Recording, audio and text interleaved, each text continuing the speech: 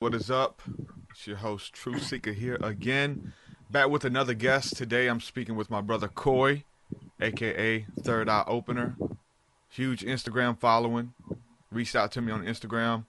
Showed some gratitude and respect for the music. We've been building ever since. What's going on, Quayle, man? How you doing? Yo, I'm doing fantastic. I am so excited to be here. Bro, you have no idea. Your music changed my life. If I could tell you, like 2 years ago, I'm sitting in an apartment. I'm wondering what the hell's happened with the world. I see everything dying. Nature's being killed. Humans are warring. I had a job I hate, a girl I hate, a cheating girl. There was no love left in me, you know? I heard your song, Fearless, and I just said, fuck it all. I dropped my job. I dropped the girl. Within 2 weeks, I gave all my shit away, and I went to Maui, and I lived on this, it was like a former tantric retreat that had turned into kind of like a woofing farm type of deal. It was a weird place, bro, but it set me off on my journey, dude. I haven't even looked back. And now I have this giant Instagram following, a good website. I'm helping tons of people. I feel fucking great, dude. Yeah. And honestly, it all comes back to that one song. It's fucking crazy, nuts, right? Man. It is. It's nuts. It is crazy, dude. Like, and the weird thing is, I don't take responsibility for it. I feel like I'm blessed to be a part of that experience for you. You know what I'm saying? Like, and I'm blessed to have other people's music do that for me. And right? Like this crazy chain of events where my music is setting people on spiritual journeys and being the soundtrack for their spiritual awakening. Like, people are coming out of bondage, people are coming out of religion, all kind of stuff by the words and the light and the vibration inside the music. Super crazy, man. And I'm just blessed to be a part of that experience, dude. I get these messages every day. I know. It's crazy. It's nuts, right? I'm like still you'd never blown away think. by it. It's weird. It really is. It's super weird having people know you too and not knowing them. That's come to me now. Dude. Shit's real weird, bro. No. In person. In person. So weird. I know. My God.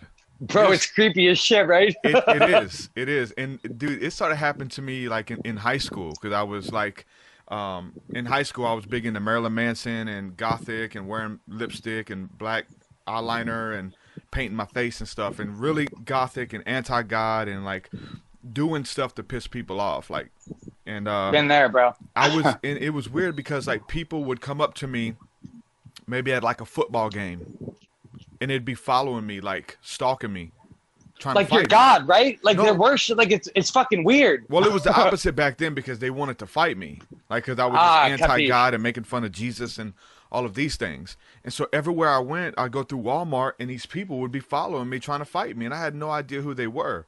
And so random people would come up to me because people know who I was or whatever, right? And so it was weird then, and even now in public, people know who I am. It's weird for me because I deal with religion, and I come out of the organized institutional Christianity, and they hate that, dude. They call us witches. You know that, bro? I do. Fuck. I know that. And that's the thing, because I'll meet people now in public who know me. I have no idea who they are. And they say, oh, you're a TruthSeekah. Yeah, man, I heard about you. So I have to go back and say, okay, who did you hear about me from? You know what I'm saying? Right. Because if they tell me, yeah, I heard about you through this guy, I'm like, damn, now you think I'm a witch.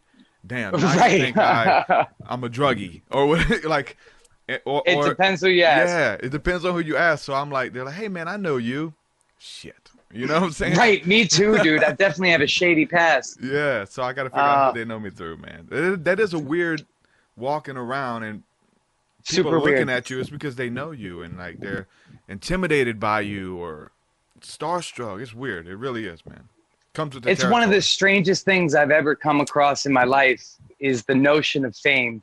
Yeah. It's the strangest. Just they look at you and they're just like, I know you, and you just look at them back blank. You're like, I have no idea.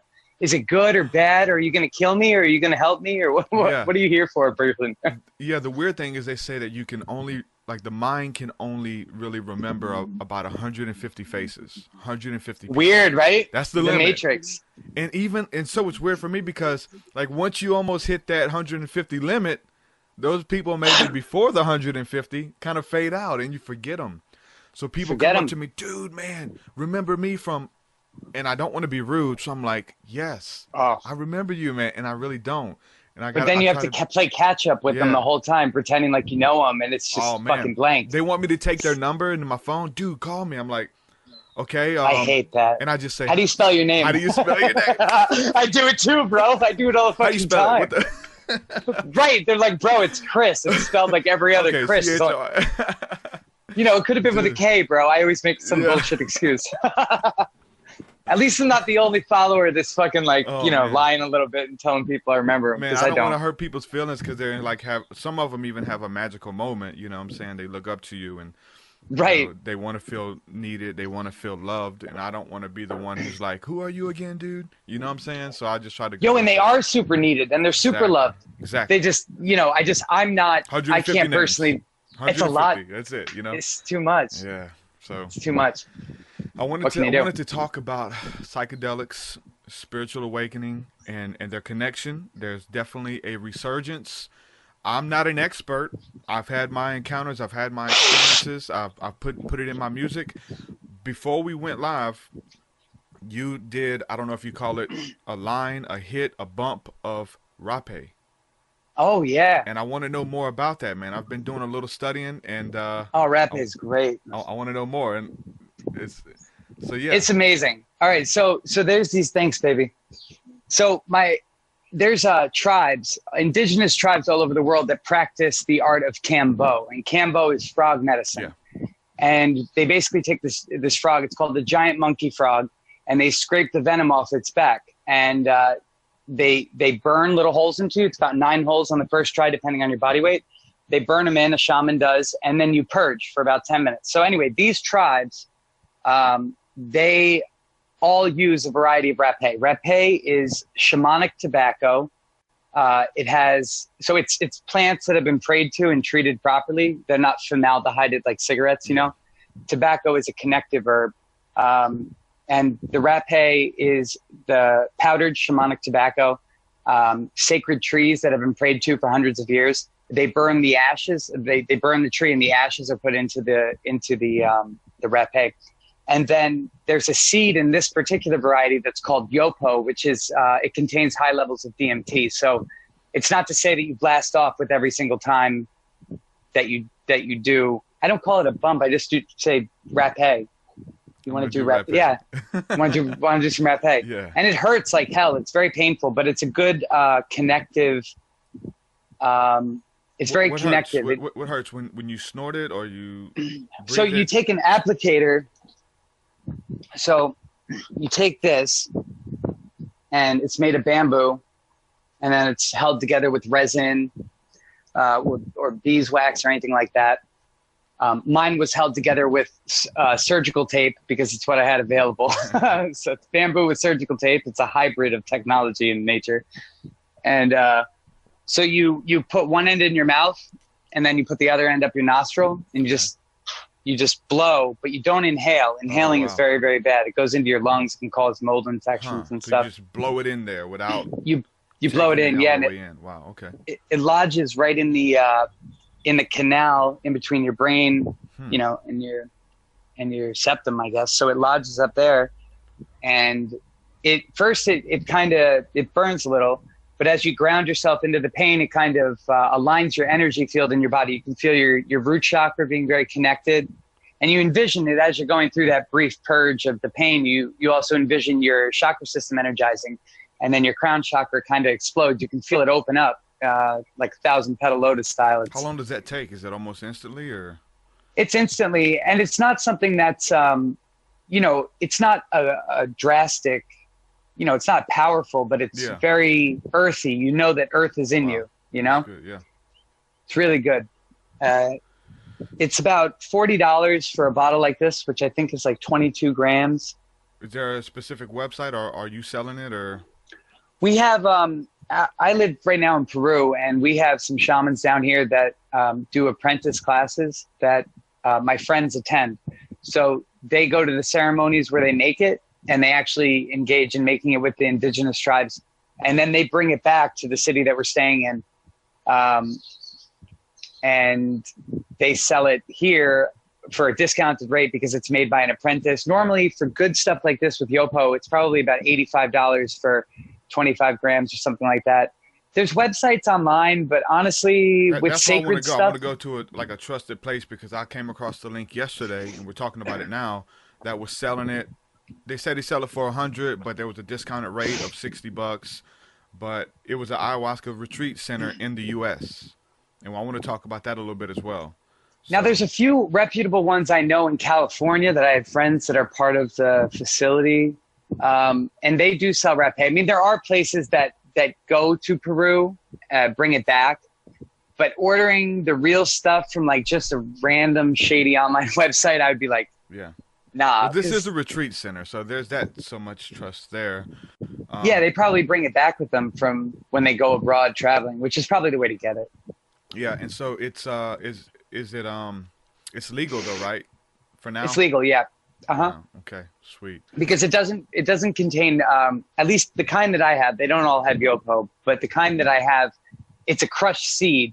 So it's not actually like you extract the DMT with any of the various methods. You just have a crushed seed that's naturally occurring. And all life has DMT in it. I mean, that's what we release upon birth and death.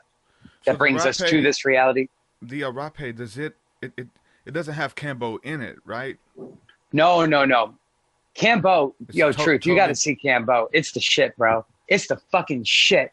What a godlike substance. It just makes you feel so much better when you come back from that. Yeah. You're just like, wow, I just got out every bit of negativity that could possibly be. I watched the Hamilton Morris documentary on it, and it didn't seem like he really had a great experience with it. I obviously he's going to kind of trip out and just see some type of psychedelic encounter, but that's my impression from it was Hamilton Morris with Vice. Did you see that? I didn't see it, okay. Although I'm familiar with the Vice series. Yeah. I try not to watch too much stuff because my head is so cluttered with thoughts that I like to think are important that when I watch other people's stuff, I get so screwed up. Exactly. But I haven't seen it. But he made it seem like it wasn't. Well, he was just saying he felt sick. There was no really nothing from it. Then he was just there in the middle of the Amazon and getting in the water. Then he was talking about how the water's disgusting. You're not supposed to be in the water. You know what I'm saying? And he didn't seem to have a good experience off of it. But wow, that's all I know. You know what I'm saying? That's all I've really looked at. So so what exactly is the rapé? I don't know if you said it, and I'm just not getting it. It is just the ashes and rapé is just tobacco, sacred trees, ashes, and then in some cases it has something added like menthol or eucalyptus or yopo or other seeds that have hallucinogenic or entheogenic properties. It depends. There's such a wide range, but generally rapé is considered shamanic tobacco or snuff. It's a medicine that's used by tribes, indigenous tribes, to blow. Basically, you blow up snuff into your nose that has sacred meaning because it's been prayed to for so many years. The tobacco has been tended and loved for a very long time. Where you put your energy, it manifests, right? Yeah. So if it manifests into a plant because you're praying to it, then the plant will have a sacred meaning to other people who do it. Yeah. Or so I'd like to think. I mean, I could be wrong about all this. No, I'm definitely with you on that. Some of the, like they had like 3 or 4 bottles. Some was like brown, green, yellow. There was different. Is that just the different plants that they're getting it from that take up the color, or what do you know about that? Well, a lot of times the stickers don't really identify what's going into the plant or into the rapé. It would depend. It would be based on company or based on tribe. Well, it was the color of the rapé itself. Like it was just a bottle of powder. Like one was brown, another bottle was green, another was like. Oh, so they were clear bottles. Yeah. Okay, so the rapé that's mixed with green would probably have eucalyptus in it, which is a lot of times what they get the menthol variety from. Okay. The stuff that's yellow sounds like they mixed it with a lot of ashes. I don't know of anything in the rapé family that would be yellow. The tobacco is generally brown. It's like a powdered brown. Okay. Mine is brownish. It's the yopo variety, has a darker tint to it. And there's one that I've had that's a little earthier. It's more grounding, and that's reddish, but it's still along the brown variety. I've never seen the yellow before. Okay.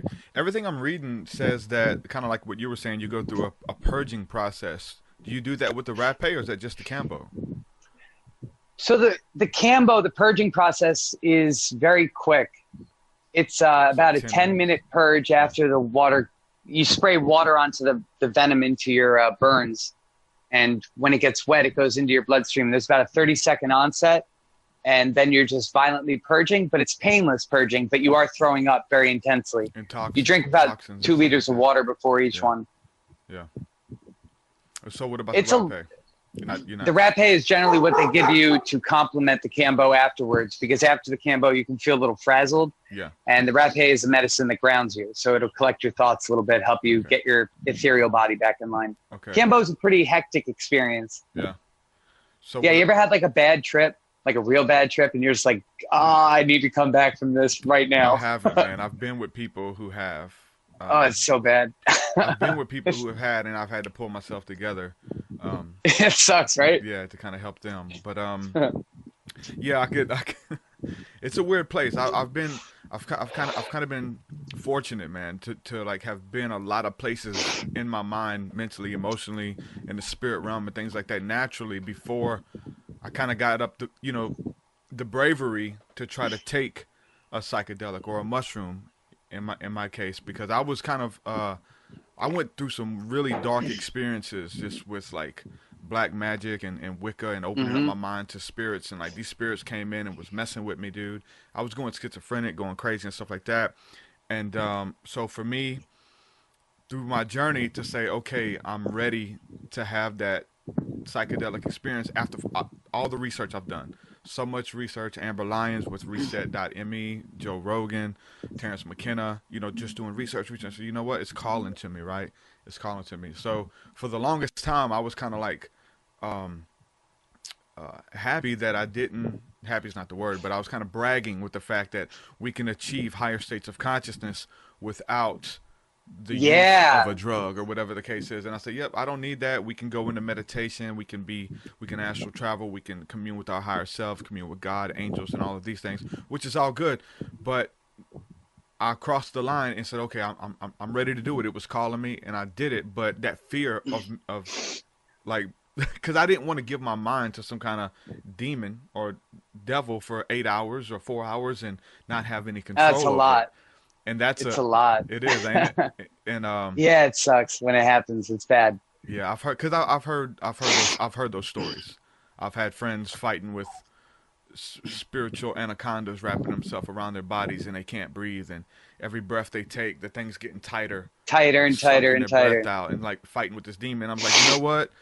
I'll stick to meditation, man. You know what I'm saying? But for me to kind of go over that and say, you know what? I'm not afraid of that. I'm going to trust God. God put this here for us. This is like, I'm going to trust him. If something bad happens, I trust him to get me out of it. It's totally putting your faith into it. I'm not everything else. It's not any chemicals. Like, I'm not making something. It's not pharmakia. I'm not creating this potion and then going to do it. This elixir that was made bad. Like, it's totally God. Yeah, this is right here. He put it here for us. You know what I'm saying? Like, it's a gift. Yeah. Like, I've come to learn that it is the most powerful, mushrooms in particular, are the most powerful medicine that we have as a culture, as a society. And it's, have you ever thought maybe like a dried mushroom head is like the pagan body of Christ? Does that ever, like the bread of Christ, the wafer, like, you ever thought about that? With the work of John Allegro, with the sacred mushroom and the cross, like, I've looked up that stuff. I'm not sure if you're familiar with him, but that's I've seen some stuff. Well, they kind of say, and I don't know, Joe Rogan and a lot of those people, they try to debunk Christianity and say that they were all just having psychedelic encounters because they were eating mushrooms, because the manna, which comes out early in the morning before the dew, then whenever the sun hits it, it kind of leaves or whatever. Dries up. And that was the whole thing with the manna that the children of Israel was eating. They was going out picking this manna and eating it. And so I believe that. Yeah, they try to say that's what all the burning bush was, and these spiritual encounters were everybody tripping on DMT. I don't think so personally. I don't think so either, because like you stated, right? There's you can have a psychedelic experience without psychedelics, meditation. And like, the whole thing for me that kind of debunks that is that, like, in that story, in that narrative, everyone was eating the manna, but only Moses and Aaron were having the encounters, right? So that's totally not what would happen. Like, if everybody was partaking of the psilocybin or whatever it was, then everyone would have the encounter, and that totally wasn't happening, man. That totally kind of, I'm saying, no, you have very, very isolated pockets of what would seem to a person versed in psychedelics as definite psychedelic experiences. Yeah. But to say that they were brought on by mushrooms, I don't know. Yeah. You have them without mushrooms. I have them with mushrooms. Yeah. Potato. Everybody's having them. Both. And I tried to liken it to the same, because there's just like a beautiful spiritual encounter when you can just get alone by yourself with God, with your own thoughts, and press into his spirit and say, God, I'm here. I want to know you more deeper. The Holy Spirit comes in and you feel the spirit in your body connected with all creation. You feel it, bro. And you can do that without mushrooms or ayahuasca or whatever, but it is a different experience though, because I try to say, yep, it's the same levels of it's not. Like the mushrooms, it's something. It's fucking different, it's bro. Different. It's I tried to say it was the same. You know, a lot of people do, Kundalini yoga, you could come with something similar, kind of. Like if you were really breathing right, like for fire breath or something, you could, after extended periods of practice, come to the same exact state where things are fucking flowers everywhere, and you just smell it, right? The fragrance of freedom is everywhere. But for the most part, it takes a lot of practice and a lot of yoga and a lot of breathing. And who has time for that? I mean, I'm a shortcut type of guy. You're a Capricorn, right? Yeah. So you're like step by step, methodical kind of. You got shit like you're grounded as fuck. Yeah. I'm a Gemini. I'm a total psycho. Yeah. I need shortcuts because I have no patience. Well, so it really helped. Yeah. So that was the whole thing, that this was this shortcut, and you have to do the work, and you have to do that. I do think that's a cop out though, just to say that it is a shortcut, and you know what, I can bypass the spiritual work, because if you do bypass the spiritual work, that could be where the bad trips come in. Oh, how'd you get here? See, you never bypass anything. How'd you get here? You always get what you got coming. You come here for what? Yeah. You come here to meet me? That was the whole thing for me. Like, I didn't bypass. I totally did the research, totally did the work. But when I went in deep on psilocybin, like, I was greeted by these beings. I didn't see them, but they were communing with me. And they said, oh, TruthSeekah's here. This is the one who calls himself TruthSeekah. This is the one talking about angelic visitation, traveling back and forth to heaven to earth, and stargazing and chilling with ethereal spirits. This is you? Okay, we want to make sure we got the right one. You're just taking all this sacred stuff and you're throwing it out there to the people. We got some stuff to show you. Do you really want to do this? Do you really want to continue doing what you're doing? So it was like something really sacred. It was a check. They wasn't mad. But it's okay. Want to make sure we got the right guy. You're the one who seems like an expert, right? We got some shit to show you. And took me, dude. And I was like, well, I mean, we were crying. It was beautiful, though. It's nice. It was scary at first liberating. Because I had done a small dose a few months before. And it was just some little body high, and you felt really philosophical, really connected on a small dose. So I thought the same thing was going to happen. I'm doing interviews like an expert on a small dose of psilocybin. Oh, yes, this is what happens. You know what I'm saying? And talking about my encounter, encouraging people to do it if it calls them. And then I'm confronted. Oh, you're the one doing interviews about psilocybin, right? Okay. We got some shit to show you. I'm going to make sure this is you. Yeah. And we went on that roller coaster, dude. What was crazy, though, with me and my friends who went on this retreat together, we did our own retreat, it was all timed. Like, we were all strapped in together. We would go in deep and be taken to these angelic places, and we'd come back together, look at each other, and mine was blown. What the fuck is happening, dude? What the fuck? And it wasn't scary. You can see how connected you are, right, to everybody else. Like, you all go at the same time, energetically. And it was coming again. We could feel it all coming at the same time. It comes in waves, and we can feel going up pretty much like a roller coaster. Like a roller coaster. Click, click, click, click. And we're like, hold on, guys. Hold on. Whee! Yeah. In like 3-4 minutes come. Dude, what is going on? Like, but it was so beautiful, man. The things that we seen and the energy, and to know that connected with the earth and these angelic beings who were just letting us know, like, hey, you guys you're afraid of death? I'm going to show you where you go when you die. This is where you go. Yes, stop being afraid. Oh my God, energy. We don't exist. Dude, so if you're not ready, it could scare the hell out of you. Definitely. And it scared me at first because I was used to the little easy trip, right? Just going in and, hey, this feels good. to like something is pulling my consciousness out of my body. What do I do? And yeah, it's strange, right? I was trying to fight it. I was shaking off. Can't. No, I was trying to throw up. I'm getting paranoid. Like, damn, did I take too much? What's going on? And my buddy looked at me and said, dude, just let it go, man. Let it take you. And it hit me. Okay, this is what's supposed to happen. Because it was like some type of ayahuasca. I didn't think it was going to be that powerful just on psilocybin mushrooms. Like, we did a hero dose. Oh, yeah. It's kind of like, we call them the daughter of ayahuasca. Ayahuasca is the grandmother. Mescaline is the grandfather. It's kind of like ayahuasca's southwestern indigenous counterpart. It's a cactus, mescaline. And then, yeah, mushrooms, people don't give them enough credit. Yeah. Mushrooms they'll level you out. Yeah.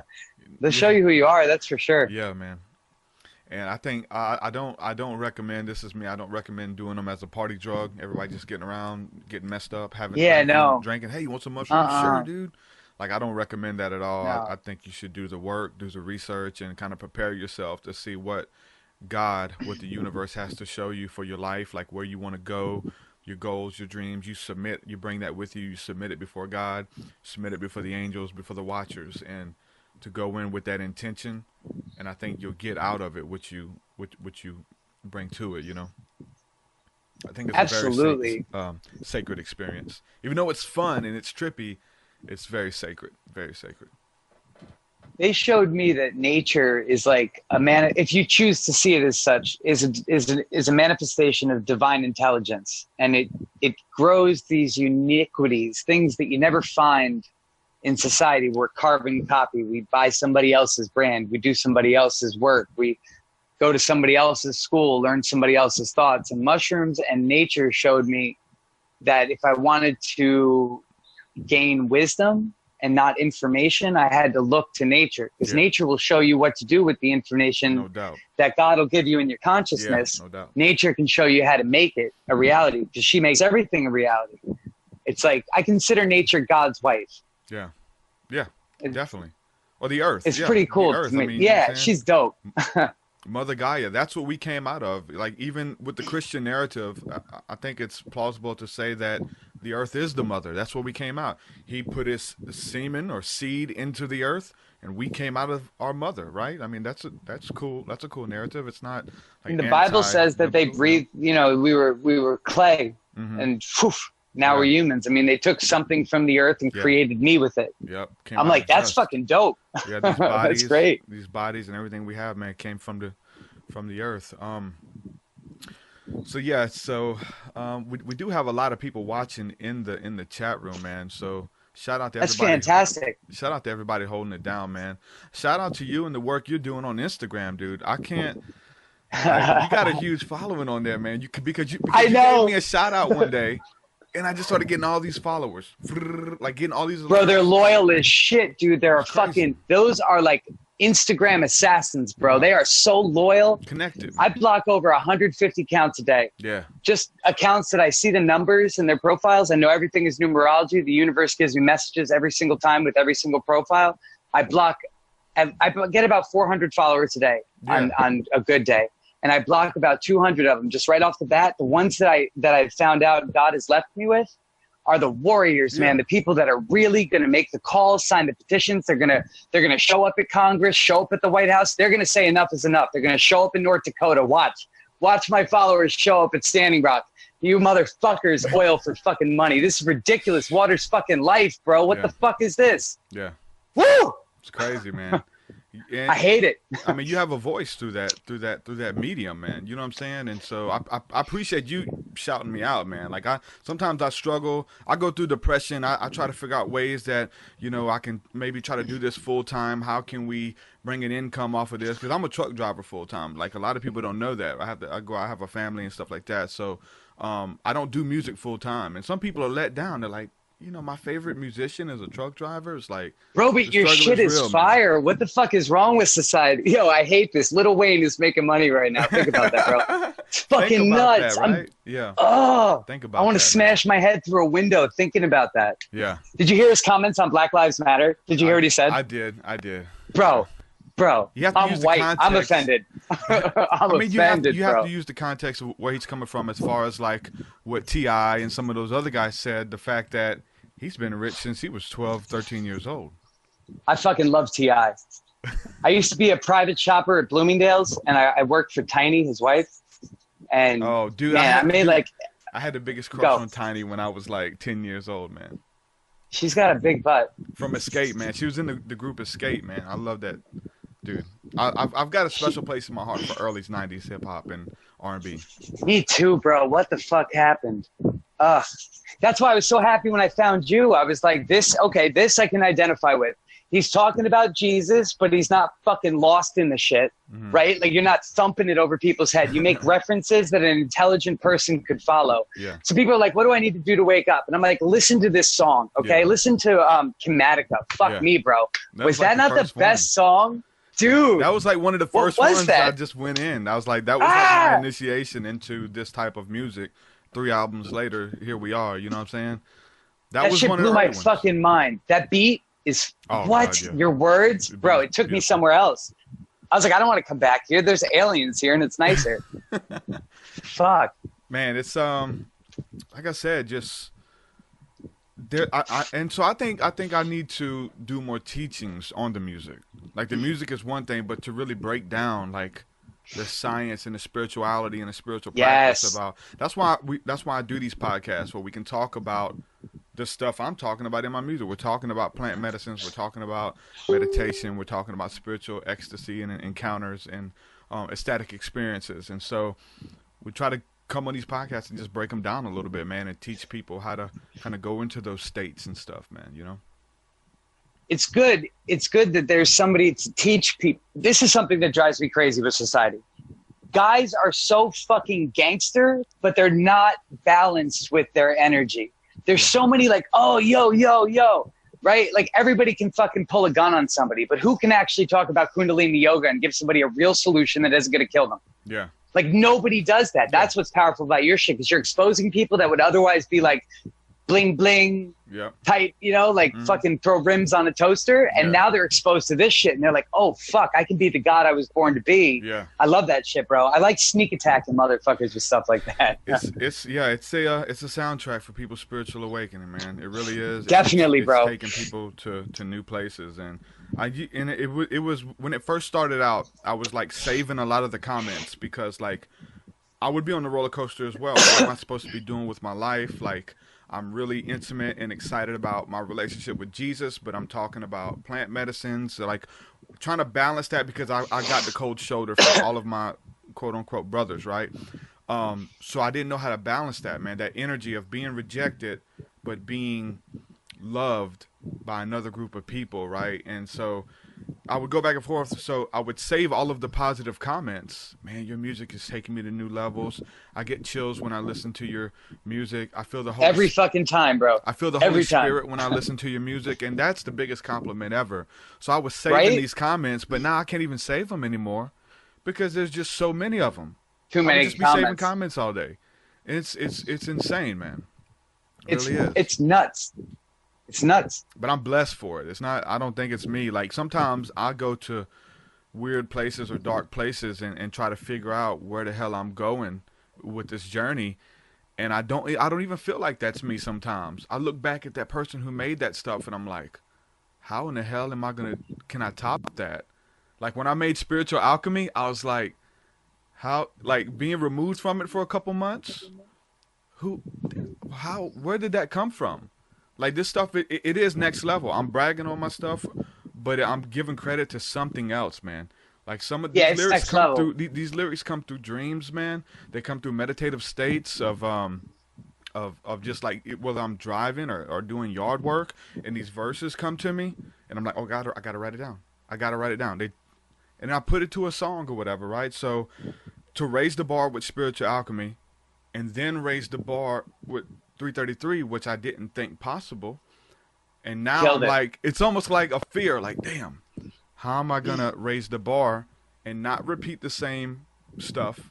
I don't want to say the same rhyming schemes. I don't want to say the same words. I don't want to use Kundalini as a punchline every time, right?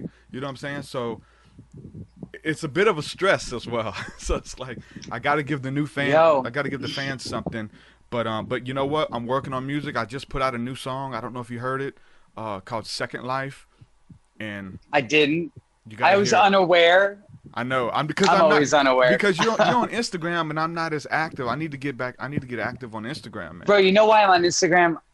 Facebook, before Facebook owned Instagram, Instagram was like the Wild West, bro. Yeah. It was, you could say what you wanted, right? I could sit there and talk about the Gaza genocide like it was actually wrong, and I wouldn't get my post removed. Yeah. But now that I do, and now that it's owned by Facebook, I'm getting my posts pulled left and right. Posts and stuff now. Bro, my page is so heavily censored. You would be amazed at what they've come up with as a defense mechanism for people. It's amazing. It's so intricate. There must be a whole entire military unit in our favorite occupied country on earth that is dedicated to my page and pages like me, because I can pull these people out of the weeds in a second.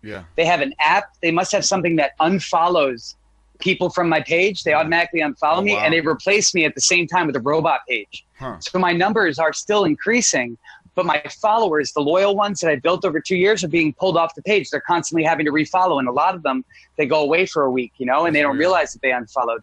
It's a mess. It's a mess. Weird. I know they definitely have these different filters with YouTube and stuff. Whenever you upload something, like almost instantly, it goes through and can tell what you're saying. It's not even people doing it. It's a machine. They have a machine. Okay, he's talking about psychedelics. He's talking about this. He's talking about that.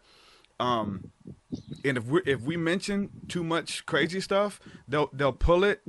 Now they got this thing where they don't let you monetize controversial videos. Anything anti-Trump, anything anti-establishment, you can't even monetize it. There's people who are making livings off of their YouTube pages, and they just rolled this new thing out where they say, you know what, we don't want to put advertisements on a video that was anti 9/11 or talking bad about 9/11, so you can't monetize that video. And then bro, are people fucking retarded thinking that 9/11 was like how do you even argue that three buildings fell and 2 planes hit how do you even justify that?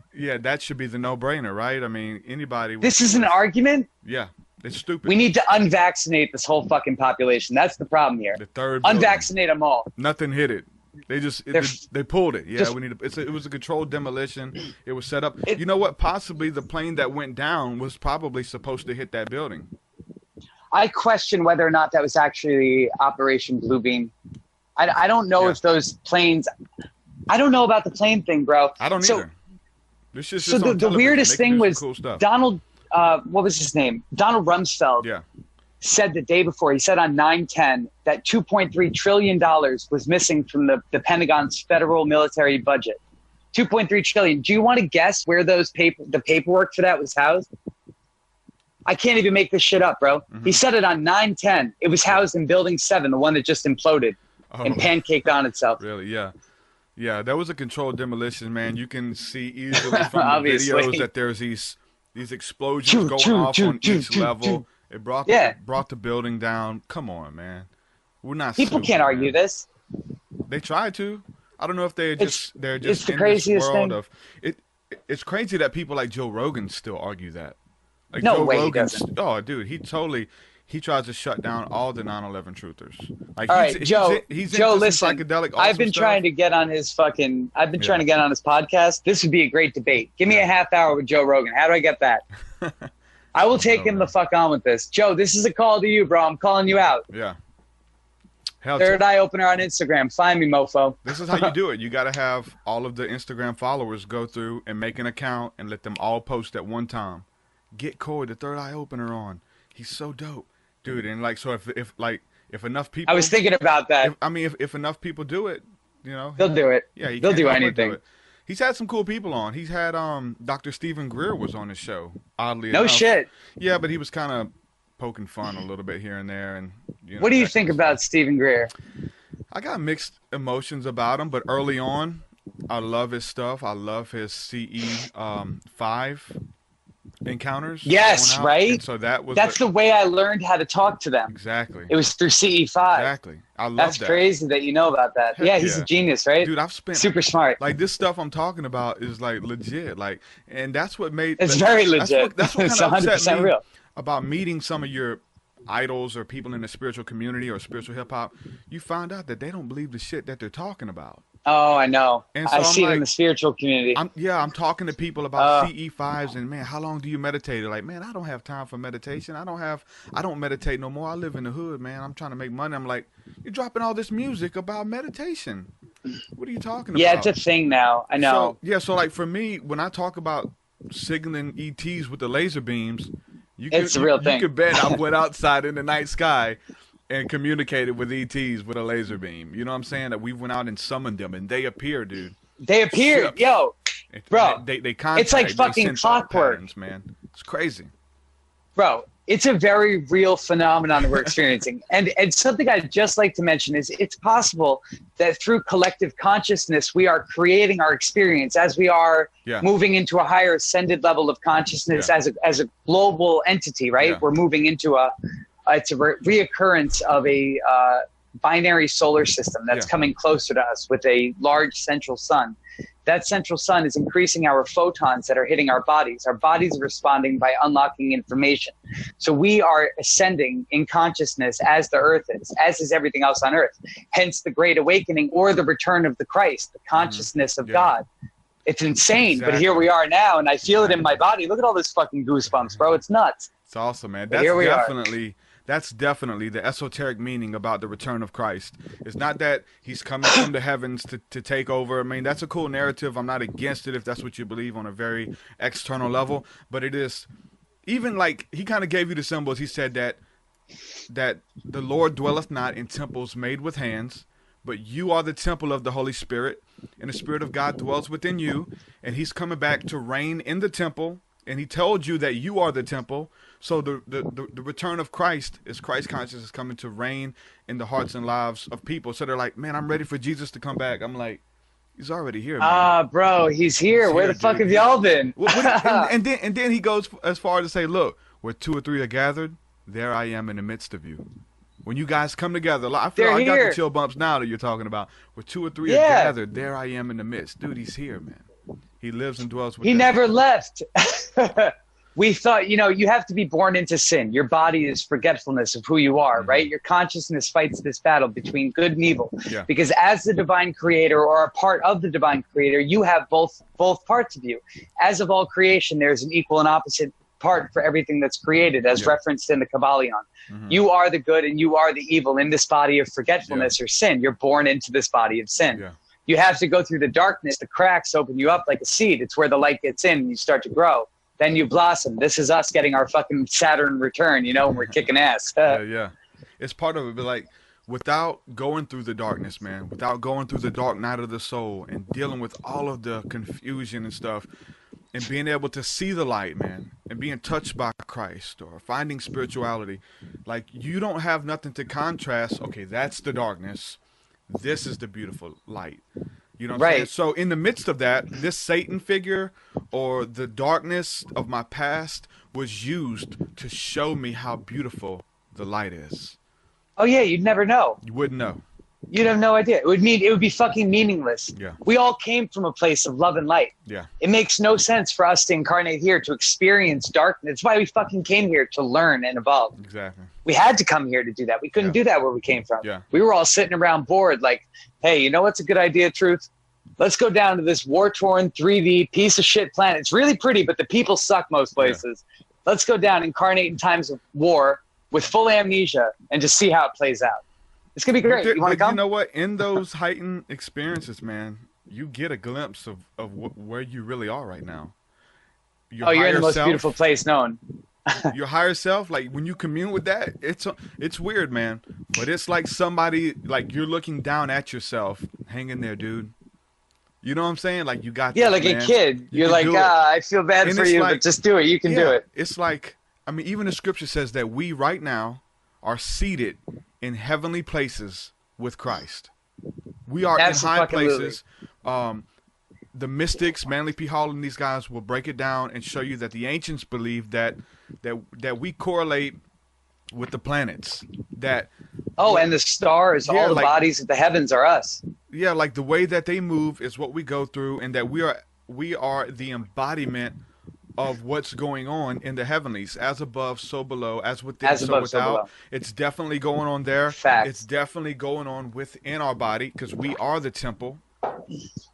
The spinal column, the way the scriptures say that we are fearfully and wonderfully made, and like our whole body is a picture of the solar system. Our whole body, when it says that, talking about the temple, like that the Spirit of God, everything, dude, your rib cage bowing down to the heart, which is the throne of God. God lives in your heart. The 24 elders, dude, like all of this stuff is taking place within your body, dude. The seat of the soul, the third eye, man, your lungs, like everything is a representation of those scriptures, man. As within, so without. Like it's coded, man. It's coded within. I wish the Bible was not so fucking like, dude, you realize people are reading it and believing that word by word, and people are dying because of it? Yeah, man. How fucking annoying is that? I did an article. It's annoying as shit, dude. I can't even. There's people out there right now. There's people out there right now looking for Noah's Ark. They're going on excavations trying to find. Noah's Ark. Dude.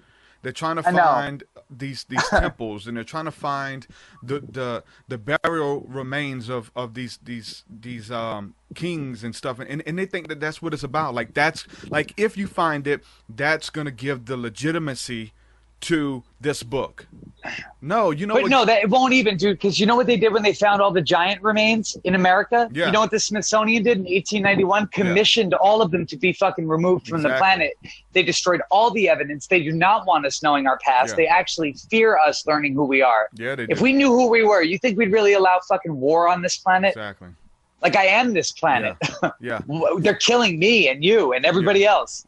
What gives legitimacy to that book is a life transformed by reading it, applying the principles, and knowing who you are in those stories. Like, those stories are not about King David. They're not about Solomon. No, they're all about you. Yeah, it tells your story, man. Your spiritual experience. Like, when you read about them fighting the other nations, those other nations in your life are different strongholds and stuff outside of you that will come at you to steal your peace, to steal your mind, to steal your joy. You have to actually go to war, like the Israelites went to war with these nations. If you do the breakdown and you look up the Hebrew terms of those nations and what like they're parts of your ego. Exactly. And the freaking Hebrew words will tell you what they represent. Right. It's so crazy, man. People should read the Kabbalah. They should read the Kabbalion. They should even read the Torah. Mm-hmm. People should just be reading, and they should be, you, sir, are the one who exposed me to the term, what's it called when you take a broad, it was one of your CDs, I think it was Alan Watts talking, a broad range of information, and you show the syncretism, dog. That was you. You taught me that, bro. No doubt. That's nuts. And now I taught like 50,000 people that. That's what it's about. It's about armies. Oh, dude, it's about. I mean, why isn't it? Why are we all saying the same thing, but you guys are caught up on the terms? No, you didn't use the right wording, man. You didn't use the right terminology, man. You know what I'm saying? So we have to get past that. We have to quit acting like we own the phrases and the terms and the science behind it. We don't own none of it, man. It's just, with I guess the Tower of Babel, or what they say, when everybody's speech was changed and stuff. We are looking at the same thing, but we call it something different, and then we get mad.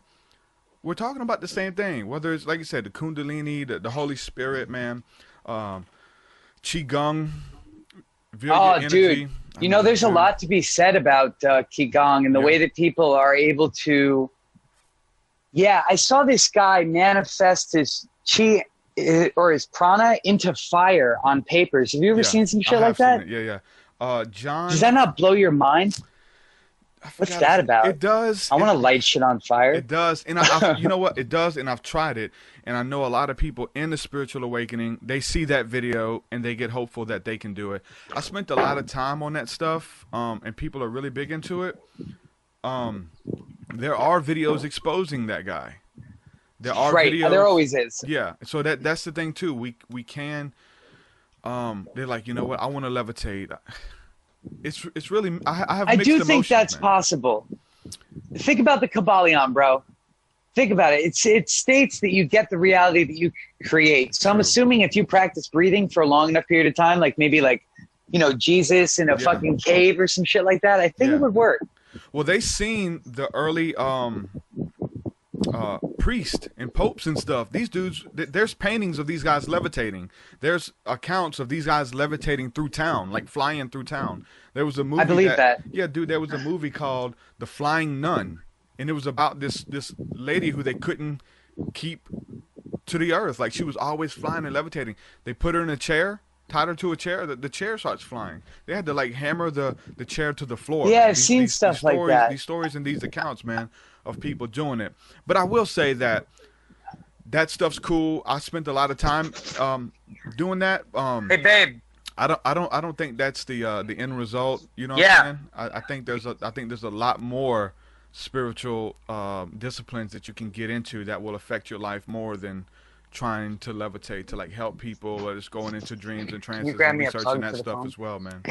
So I agree with you. Yeah, because I spent hours trying to turn the little wheels and, like, you know what I'm saying, metal, and trying to bend it and pull.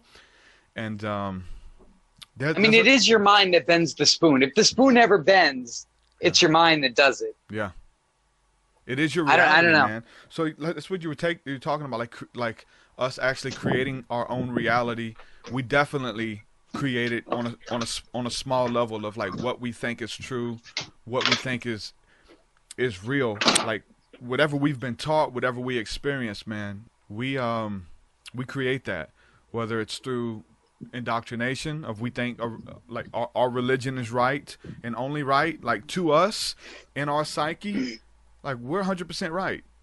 Like radical extremist Muslims who are killing Christians and want to kill other people, like in their mind, they think it's right, man. Like they think that is the truth, man, because that's what they've been taught. But do you think that it's because, see, that's the problem I'm having. It's not that people believe things. I think that people could even believe killing was right. In some way, it could be justified to them, always. Yeah. It's all subjective, but what's wrong is that we have indoctrination systems in place, like organized religion, that take true spirituality, which is simply loving everything that there is, and being at peace within yourself and knowing yourself. Yeah. It's the only real like law that there is. It's like, don't harm a fucking thing. But it's been corrupted by people that have a lot of money to make off this shit.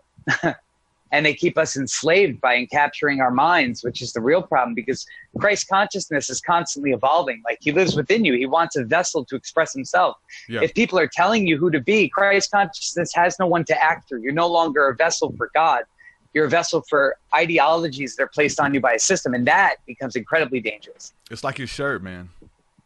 Love is my religion. Like that? Yeah. It's like, duh. Like, it's pretty much what Jesus said. Yeah. Just be a fucking good person. Yeah. Don't be an asshole. Don't be an asshole. That's all he said, man. If you could, like, what would he do? He would not pay taxes. That's a fact. Yeah. Jesus would not pay fucking tax. You realize he'd be considered a terrorist? Oh yeah, definitely. My favorite part of the Bible is when he walked into the temples and overturned the tables of the people who were selling doves. Oh yeah. This is something that's something that you had to bring to the table. That's kind of like the shortcut thing. We're talking about the shortcut, and so these people were taking shortcuts. Like, you know what, man? I didn't bring a goat. I didn't bring a calf or whatever the case is. So I'm just gonna buy one, present it, and go about my way. He's like, no, I don't want your lip service. I want your heart, man. You have to like really bring yourself. You have to bring your heart to the table, man. All that stuff is symbolic, like I said, about our lives and about us. I mean, you know what I'm saying? Like the Israelites bowing down to the golden calf. It drives me crazy. We have golden calves in our lives that we bow down to on a daily basis, and we have to overcome. We have to smash the idols. We have to destroy that stuff. So we have to be spiritually aware to be able to see it. Like, man, I'm overly infatuated with this money or shopping. You know what I'm saying? Like, I have this idol in my life that I have to deal with, and if I want to go to the next level spiritually, I have to deal with it. And that's when it Brother, have you ever thought of a possession, like the term possession? Like, I own something, right? That's my possession. Yeah. But what does that share in common with the demonic world, right? Something that possesses you or possesses your spirit. Exactly. I think that's why we talk a lot about not worshiping things that are like man-made and ideologies and golden calves and all this bullshit. Like, you worship yourself by loving all of life, because all of that life is a representation of you. Yeah. You're just broadcasting it to this reality so you can experience how to become whole again. Yeah. And then we have these systems in place that trick us into killing each other in the name of God. Yeah. It doesn't even make sense. Like all of the connection and all of the warfare and the thoughts, it's all in your mind. Like your over infatuation with tattoos, with the way people view you, whatever it is, people are different, man. Like we let these strongholds, is what the Bible calls it, thought forms and imaginations that exalt themselves above the knowledge of God, above Christ. We let them come in and rule our heart, and we continually think about them all day. We give them energy, we create them, and they possess us. We are possessed by an outside influence of something that we think matters. Not saying that anything's bad, like the tattoos and the shopping, and none of that stuff is bad, but when it possesses us and it has our thoughts, and the majority of the day, that's sin, dude. That's an addiction. That's forgetfulness of who you are. Yeah, exactly. Sin. Forgetfulness of who you are. Because in your real self, you're not going to go out and spend your time, which equals the money you spend on the fucking Nikes you buy. Yeah. If you knew who you were and how important you were, you wouldn't have that. A whole day to work for it, to buy that, and then you've been thinking about it. Bro, it's ridiculous. It's your crazy ego that wants it, right? Like I don't wear shoes. That's something cool about me, bro. You of course are earthing, right? A lot, I'm sure, when it's warm. Yeah, I can't do shoes anymore, bro. I'd rather die. So I haven't worn shoes in about a year and a half. And I live in the jungle, so it's nice not wearing shoes. There's no human-made shit to hurt you. But I couldn't imagine having pairs of shoes that cost $150. It doesn't even make sense. No, that's crazy, man. Hey, dude, talk a little bit about your girl, man, because I know you guys seem really happy together. I see pictures. Oh, Maya, come up here. I see pictures. I see videos. She's great. Yeah, man, you guys seem really happy she's together. Dope. So she's Brazilian. I lucked out. I don't know. She's really, really smart. She's really smart. She has a background in healing arts. She works with energy. She is a yoga teacher. We met it's fucking nuts, dude. It was mushroom season in South America. So I ate a bunch of mushrooms and I ended up in New York. Someone got me a plane ticket. I ended up in New York to say hi to some friends and family and whatnot. And I just got a ticket to LA to go see my friend Brandy. And then Maya just was living with Brandy. And so I was staying in Beverly Hills, which I'm super out of place despite my fucking surfer boy haircut. That is not the place for me. We were like right in front of like Larry Flint Productions was what our Broadway, it was like our overlook was Larry Flint. I got to think about porn studios the whole time I was there. It was great. Yeah. So this is Maya, my lovable little, that's Truth. Hi. Hello. So yeah, here, you can kind of hear. So we met in LA and Maya was kind of like, yeah, fuck society. Fuck all of this working to pay bills. She had so many things. Like she had two cars when I met her. Like it was just silly. Like one of the cars got repoed and we were just out of money. And I was like, shit, we need to go back to South America. So both of us just got in the car and drove down here. Through Mexico, through Guatemala, through Honduras, through Costa Rica, through Panama. We just kept going. Just went down and relocated, man. We did it, dude. Because I was already living down here and I liked it. She's from Brazil. So she speaks a little bit of Spanish, but it's pretty good. And I speak Spanish, so it worked out well. And eventually we're going to end up in Brazil. We're trying to build sustainable communities so that we can help people reconnect to nature. Because to me, it's like I said, this is a manifestation of divine intelligence. I see the earth being harmed, and I think a lot of us feel a sense of obligation to respond. Mm-hmm. And if you want to respond with love, you look at a tree. What does a tree do? It gives people food, gives them a home, houses nature, like it gives birds a place to have their young. I feel responsibility for what's going on the planet. I think that the reason that the earth is in shambles is because we've allowed as a race too long people to perpetuate wars and famine for money and profits. And I think that the only way to respond to that is on the opposite end of the totem pole, which is give people knowledge, give them a place to live, give them a home, give them a new way of life, give them a fucking option, because nobody has an option anymore. Nobody knows what to do. They're like, I have family, I have kids. They're forcing me to vaccinate them. Yeah. I'm like, what the fuck is going on? This is like, these are children, bro. Yeah. What are we doing? Are you familiar with the Venus Project? I am. Yeah, I like them. I like them a lot. Yeah. Yeah, they're nice. Sorry, Maya. Yeah, so this is Maya. We just want to introduce them. Awesome. Yeah, there you go. I was watching you guys. You can find her on. Oh, are you? Yeah. She's watching us on Skype. Awesome. And I posted you again. You guys can follow Maya Yoga on Instagram, and she's got a lot of solutions. Mayara Healing Arts, Mayara Healing Arts, one word, on Instagram. Awesome. Everybody go follow them, definitely. If anybody has any questions, I know you guys are chatting in the chat room, but if anybody has any questions for Coy or myself, let us know, man. We'll try to answer some of your questions and ask him anything. Oh, yeah, I'm open. Yeah, there's a whole, everybody's in here talking. How many people are tuned in? It's showing me 31 that's good. Actually watching in the stream, but it's always like way more than that. As soon as I get off, like the number like goes crazy. You know what I'm saying? But like right now it's showing that there's 31 here in the chat. So that there's that. We got a lot of people. A lot of trolls out there. You got a lot of people trolling. Bro, there's so many trolls. They get paid for this. Yeah, there's that. They make money. A lot of them get a kick out of it. I got people that like as soon as you post something, they're gonna troll it, and they're gonna be funny, and you can laugh with them, but there's a point that it's like, okay, dude, that's okay, it's time to stop. You know what I'm saying? There are definitely some dicks. There's a whole campaign against the truth movement right now, discrediting like the flat Earth bullshit and all of this craziness. Mm-hmm. That's nuts. Yep. So, with the whole CE5, man, like what is your experiences with that? Like, have you went out and meditated and they show up and they send telepathic communication, man? Like what was your experiences with that? Yo, do you remember the Lionsgate portal of like 88? Was it? Yeah. What was it? 888 something? Okay, so I had this experience. We were at a chanting circle in Central Park. I was doing these. I was working. My friends had these events that they held, and I was going to them. They were conscious networking events, like Meeting of the Minds and Stand Up 9/11. Ryan does some, and Vegan Takeover, and all my Instagram fam. So we went to one of these meetings, and my boy Kyle, who's Future World Healing on Instagram, he like just pulled us off to the side. Me and this girl I started dating named Corinne, and we went aside and started meditating, and there were these people chanting over by the obelisk in Central Park behind the museum. And they were all chanting and singing in light language. And this hole in the sky opened up. And there were just a whole bunch of people that were right there. But I don't know, I don't know if they saw it or not, but this hole opened up.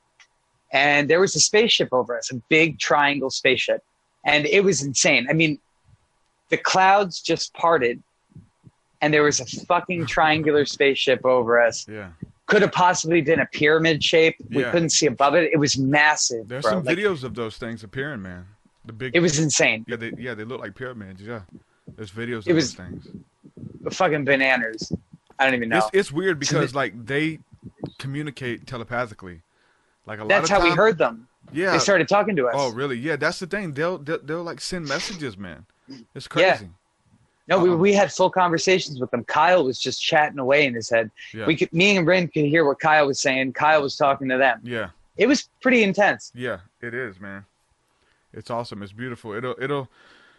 That happened to me when I started seeing them and them appearing. I tried to talk. I didn't have nobody to talk to, man. I was calling James Gilliland and like trying to call his ranch, and I got in touch with his secretary, Nate, who like would talk to me, and I'm just finding other people on Facebook who are like going out with night vision goggles and making contact and seeing them appear and stuff, and I'm like, I have to talk to somebody about this stuff, man. You know what I'm saying? I can't talk to these people down here. They think I'm crazy, but I've had a handful of people go out with me and have these encounters as well.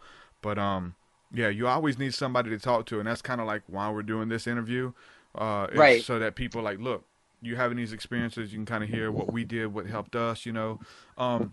With that being said, we do have a question. I'm gonna go to this question. I think it's from somebody named Rayhan.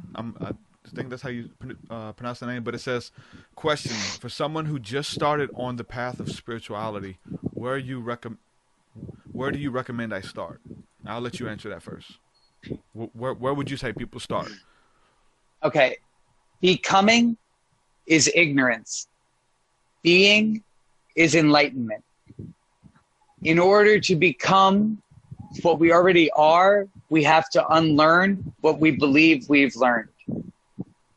because listening to other people's ideas about what is not the way that we see divine intelligence acting. You don't see a tree say, I can't grow here. This other tree says I can't grow here. You see two trees and the biggest one just makes it. It grows on its own.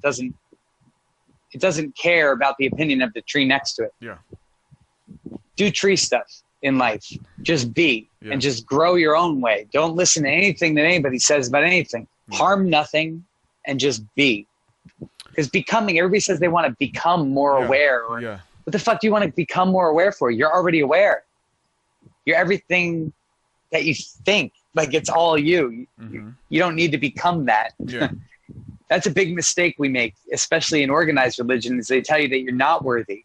Yeah. And believing that, it can prevent you from growing into what you should be or could be or already are underneath your belief system and thoughts. Yeah.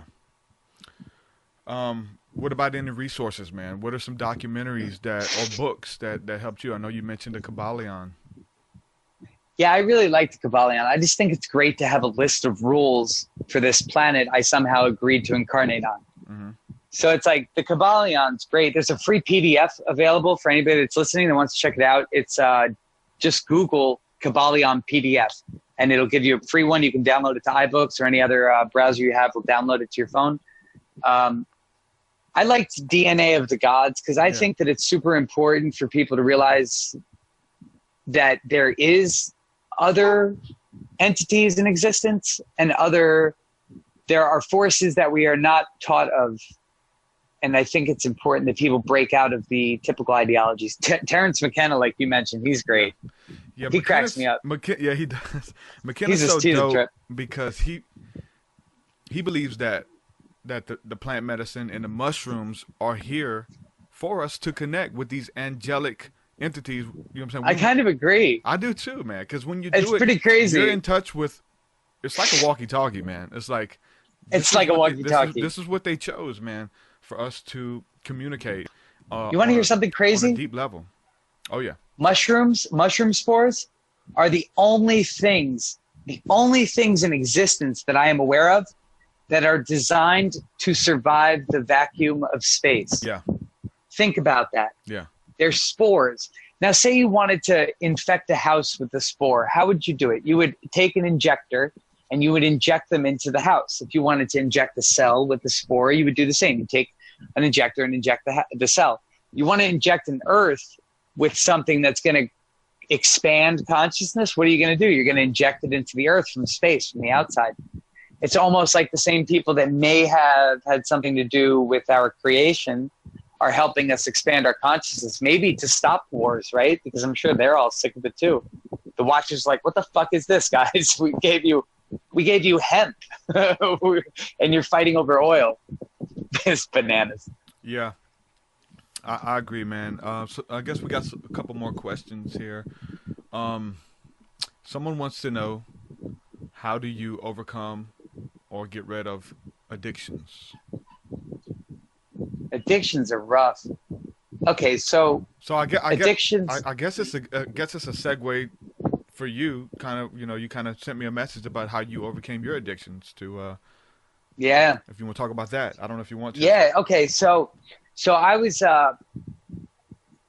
recently involved in writing a story for a book that my friend is writing or had just finished writing. The name of the book is The Psychedelic Anthology, and it's a compilation of people's experiences with entheogens and hallucinogens, psychedelics, to kind of just give people a full spectrum informational experience that they can then take and apply to their own lives with a little bit of research, because I do think that people should have knowledge of what they're doing to their bodies prior to doing it.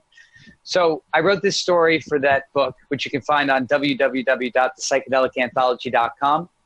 And the story was about how I kicked heroin addiction with LSD.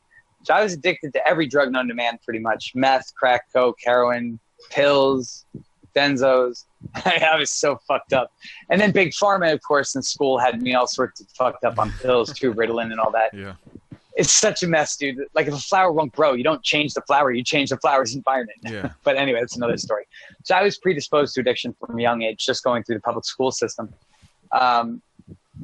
And so I had become heavily dependent on heroin when I went to Colorado for the first time. And when I got back to New York, my parents kind of rescued me from Denver because I was a fucking mess. And I had this experience with LSD. I took a very large dose, 6 hits of some very, very clean, I think it was called White Fluff. It had little Looney Tunes characters on the tabs. And I just had a fantastic experience where I was totally shown what I was really made of. It was fucking incredible. I went through the roof. I was looking at myself through infinite eyes in a room made of lenses that I could see all of existence and feel all of existence and experience all of existence in one single moment. And I was reminded of who I was. And not so long before that, I had slit both my wrists. I have 3 scars on this arm and 3 scars on this arm, pretty deep scars.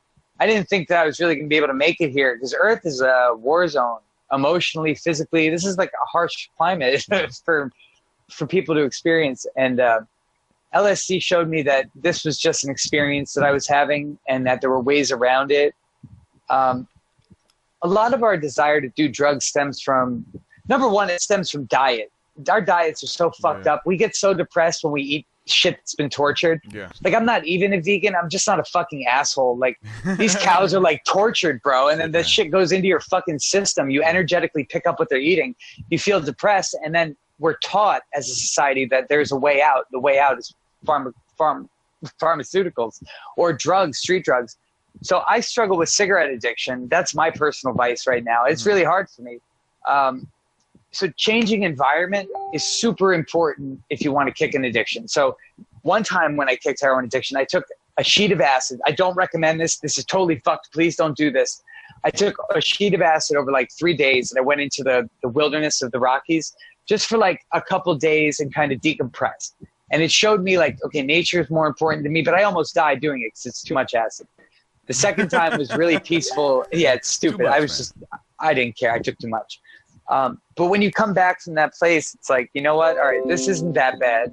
You're shown what you're facing. Like, a lot of that addiction stems from not wanting to face your problems and feeling incapable of overcoming things that you're faced with. I think that people's lives would be a lot easier if they stopped carrying the mountains that they were just supposed to climb. Yeah. Leo would like to know your opinion. We touched on the Venus Project. He wants to know your opinion of Jacques Fresco's solution for sustainable energy and his whole thing with the Venus Project. Like, I guess go into a little bit more detail with that. All right, so I think sustainable energy. I think it's beautiful what he's doing, man. Trying to do. I think it's great that they're bringing people together. I think they have a really good socioeconomic system in place to counteract a collapse of our currency, which is great. Yeah. I think the term sustainable with energy gets thrown around so frequently, and it's total crap because it's not like to think that solar panels are sustainable. It's bullshit. They're not. The carbon footprint that we outsource to China for a solar panel is not sustainable at all. It's creating more of a problem. We're compounding it every day along with these chemtrails that we're constantly being bombarded with. It's creating a hotter climate. We're not going to survive it. So solar panels, the way we're making them, are not sustainable. They're not green. They're bad. Wind energy is super sustainable. Wind energy is a great way to go. So when I see that, I'm happy. I don't know what the Venus Project's proposed energy plan is, but I know that there's an energetic field around the Earth that we can measure. We can also harness this energy as we were shown within the pyramids.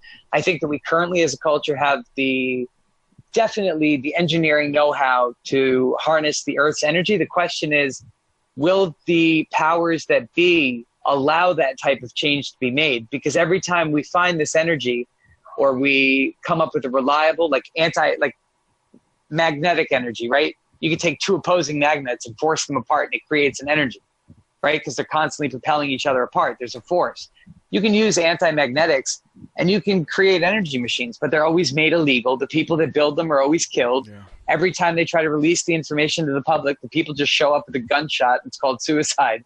Yeah. I mean, it's difficult because the energy technology exists. It's a question of, are we ready to adopt it as a culture? Yeah, it's definitely there, and they know it's there, man. Like, there's people. I mean, it's there.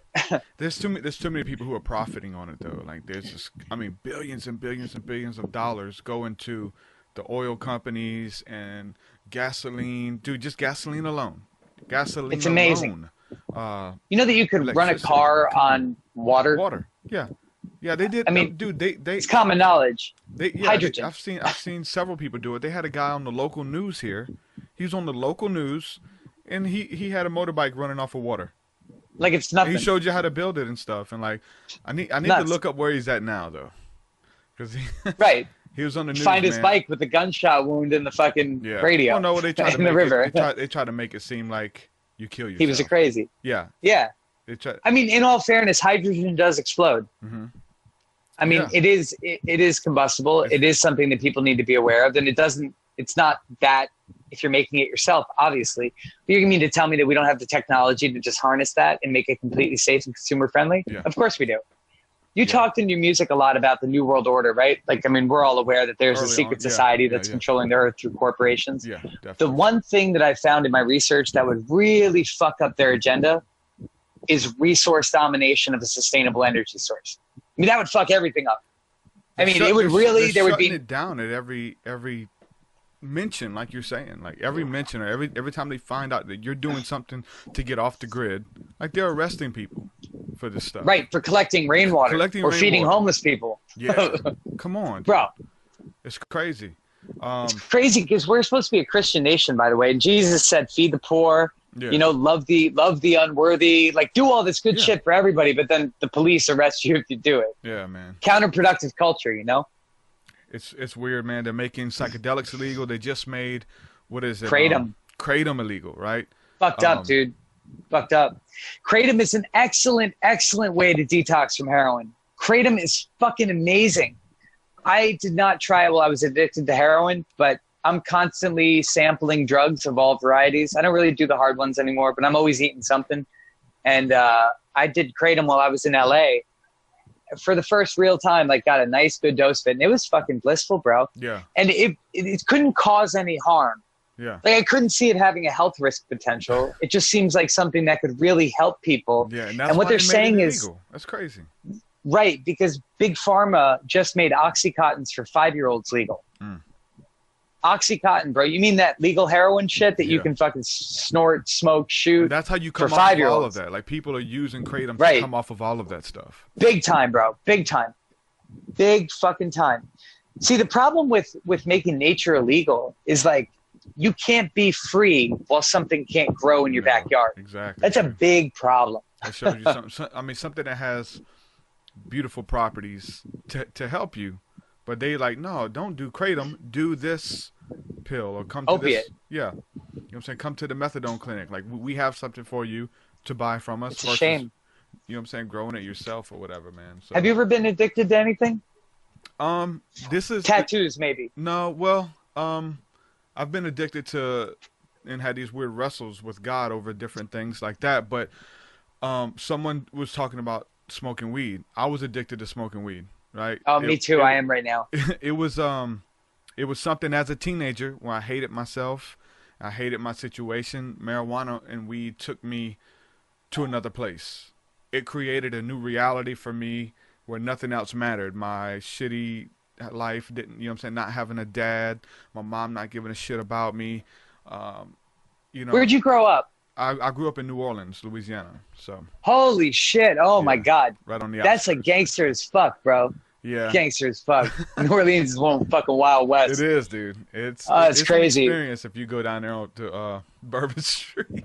Fucking lawless. I mean, I was addicted to smoking weed, and I got really sick from smoking weed. Like that stuff, like it started messing with my body. Like they say you can burn out neurotransmitters and stuff. It's like I believe that. Man, I got really sick from it, man. I would get pale and stuff. So like I couldn't quit smoking weed. So I had to.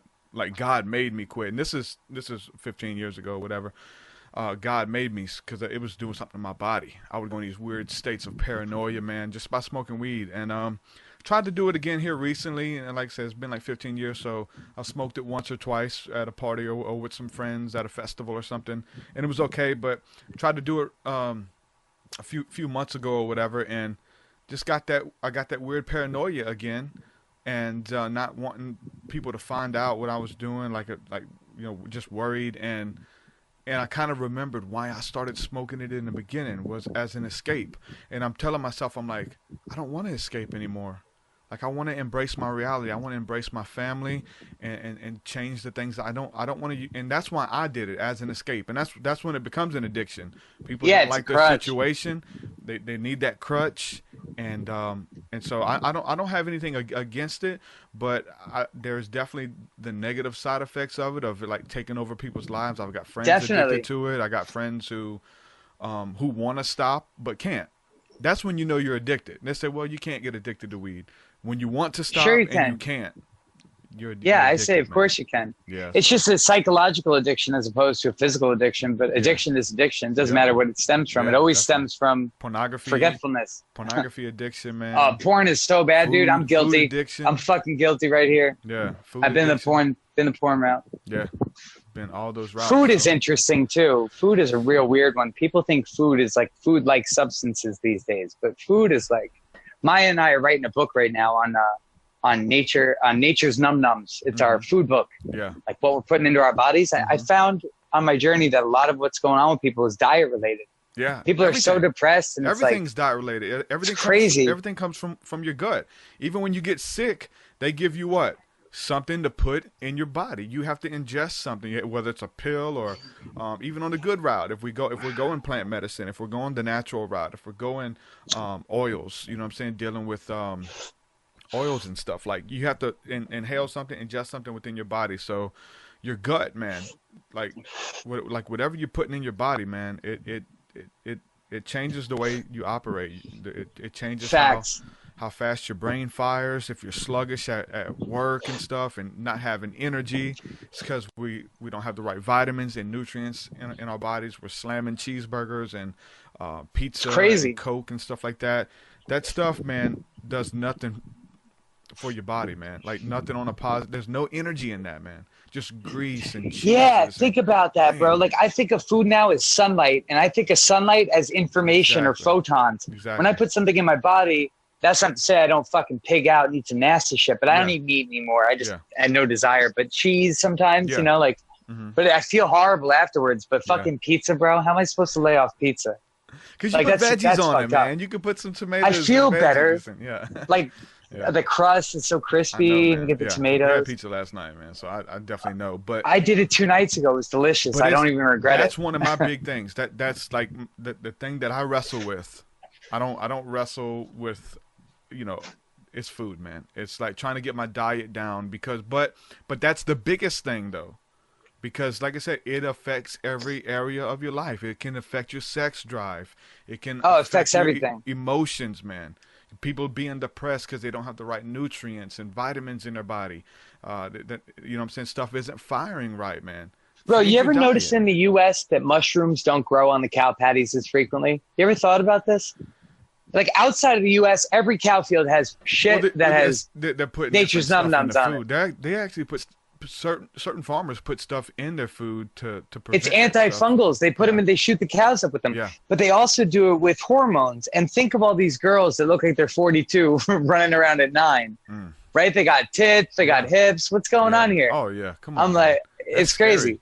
That's scary. It's real scary. It's weird. It's the hormones. Yeah. Especially Spanish chicks, they eat so much chicken. The chickens are pumped full of hormones. Yeah, chicken. They go in, bro. They go in. Spanish chicks and chicken is bananas. Yeah. Dude, it's we're changing, man, and the whole thing for me is the fact that like the government, FDA is okay with it. Like they're okay with like us eating certain amounts of poison. Like they sell us stuff. Dude, I watched this thing over in China. Like a lot of the rice that they're eating in China, it's not even real. It's plastic. It's chemicals. It's fucking nuts, right? Dude, they're actually making rice out of plastic. They're recycling plastic, making strips out of it. I've seen it. It's nuts. You know where we just outsourced our meat to? Rice, man. We outsourced our meat to China, and at the same time, Obama silently outlaw or took away country of origin labeling on our food. So we don't even know when we buy beef anymore. A lot of our food is like shipped to China to be slaughtered and butchered and then shipped back to the US. Think of the health conditions over there. Our vaccines are made in China, dude. They use sewage. That's nuts. They use sewage Sewage to fry sludge, food. To fry food as oil. It's nuts, right? That's what they do. Sewage sludge, man. They really do. It's crazy, man. It's insane. You mean you want me to shoot my kid up with something that was made with sewage sludge in China? Yeah. With no health ramification barriers, nothing. They're okay with, like, they the love government is okay with it. And so for that, they love it. come on, that shows you that whoever's running stuff is wicked. What they're doing, man, and what they're all about it. and what they're holding back from us, but what they're giving us, dude, these people are wicked, man. They're wicked. Mm-hmm. The synagogue of Satan. Synagogue of Satan. Revelations 2:9, Revelation 3:9, man. It's there. They are the serpent race, man. The serpent race. You know what Messiah means? In this is crazy, bro. Demotic Pharaonic. Mm-hmm. It means lizard king. MSSH is the word Messiah. Yeah. And it's motherfucking lizard king, bro. I told you so. Conspiracy theory that. Honey, get my tinfoil hat. That's what we need to do in these interviews. I need them. I really do. I need a fucking hat for this. It's crazy because even like in the scriptures, it talks about the serpent seed. The seed of the serpent will be at war with the seed of men. And this is what we have, man. We have these, and I'm saying you can call them reptilians if you want. People, some people get uncomfortable with that. But the scriptures themselves talk about the serpent seed that will war against the seed of man, right? This is what we're dealing with, the serpent seed. Demonic. But you ever thought about archons? Yeah. Okay, so archons are defined, I believe, as artificial intelligence that lacks the ability to create, that would most likely use a means like numbers to control others once learning how to use the numbers in that reality. What we have currently is an economic system that's been controlled by a very, very select few people on Earth. It seems that this economic system is obviously based on numbers and lacks any creation, right? We're almost being enslaved by the money system. And these archons, these archonic forces, which I believe would be the ruling elite, are the ones that lack the creative ability of divine intelligence like nature and are trying to create almost robots. Have you ever read anything about Morgellons disease? I haven't. This is bad, bro. Okay, so nanotechnology is now growing inside of humans. Mm-hmm. It's fucking nuts. So we're getting dumped on by barium, strontium, and aluminum in high doses by chemtrails. Exactly. Our sink water contains fluoride, which is sodium fluoride, which is a toxic byproduct of what? Aluminum production. Barium's also in the water. I get a report about what's in our everywhere. Water. And that's it. Then we have big pharmaceutical drugs and a lot of fluoride in the big pharma drugs. Yo, are you still there? Corey, you still there? Can kind of hear you. But I'm not sure if your phone messed up. I hear somebody walking around. You there, Corey? Bro? Yeah. We can't talk about this stuff, Corey. All right, his phone just went out. He's coming back. Bro. Yo. What was that? We can't talk about this stuff, man. Really? Is that really what just happened? I don't know, but I definitely been in those situations where you're talking about this stuff and then your phone cuts off or your phone messes up. Definitely been in those situations, and I know a lot of other people can relate as well. That's scary as shit, dude. I see you now, though. I see your oh room. My God. I see your room. My room is there. I went upstairs to take a piss. Okay. We have a bathroom on the roof. Awesome. It's great. So it actually picked up your camera sideways. So just turn your camera on the side. All right, let's see. Bing. Turning. How's that? That's even better right there. Bro, I can't believe that we just got cut off because we were talking about that. Yeah, it happens, dude. Like, dude. So that means somebody's listening to this? Yeah, we've got a pretty good bit of people listening on our end. But like I said, I don't even think that it could be like an agent listening. I think that a lot of times it is the trigger words that you're saying. So like they can go through and find out certain words that you're saying, and they can pull the video. They can not let you monetize it because they know that we talked about 9/11, and so they have these certain words you can say, dude. You could try it on the phone. Mention these words on your telephone. You can hear stuff clicking in the background. You can hear somebody pick up. You can hear a recorder. Oh, I hate that. It's crazy. Yeah, that happens a lot. Whenever you mention these trigger words, it's definitely I use a track phone now. I'm so paranoid.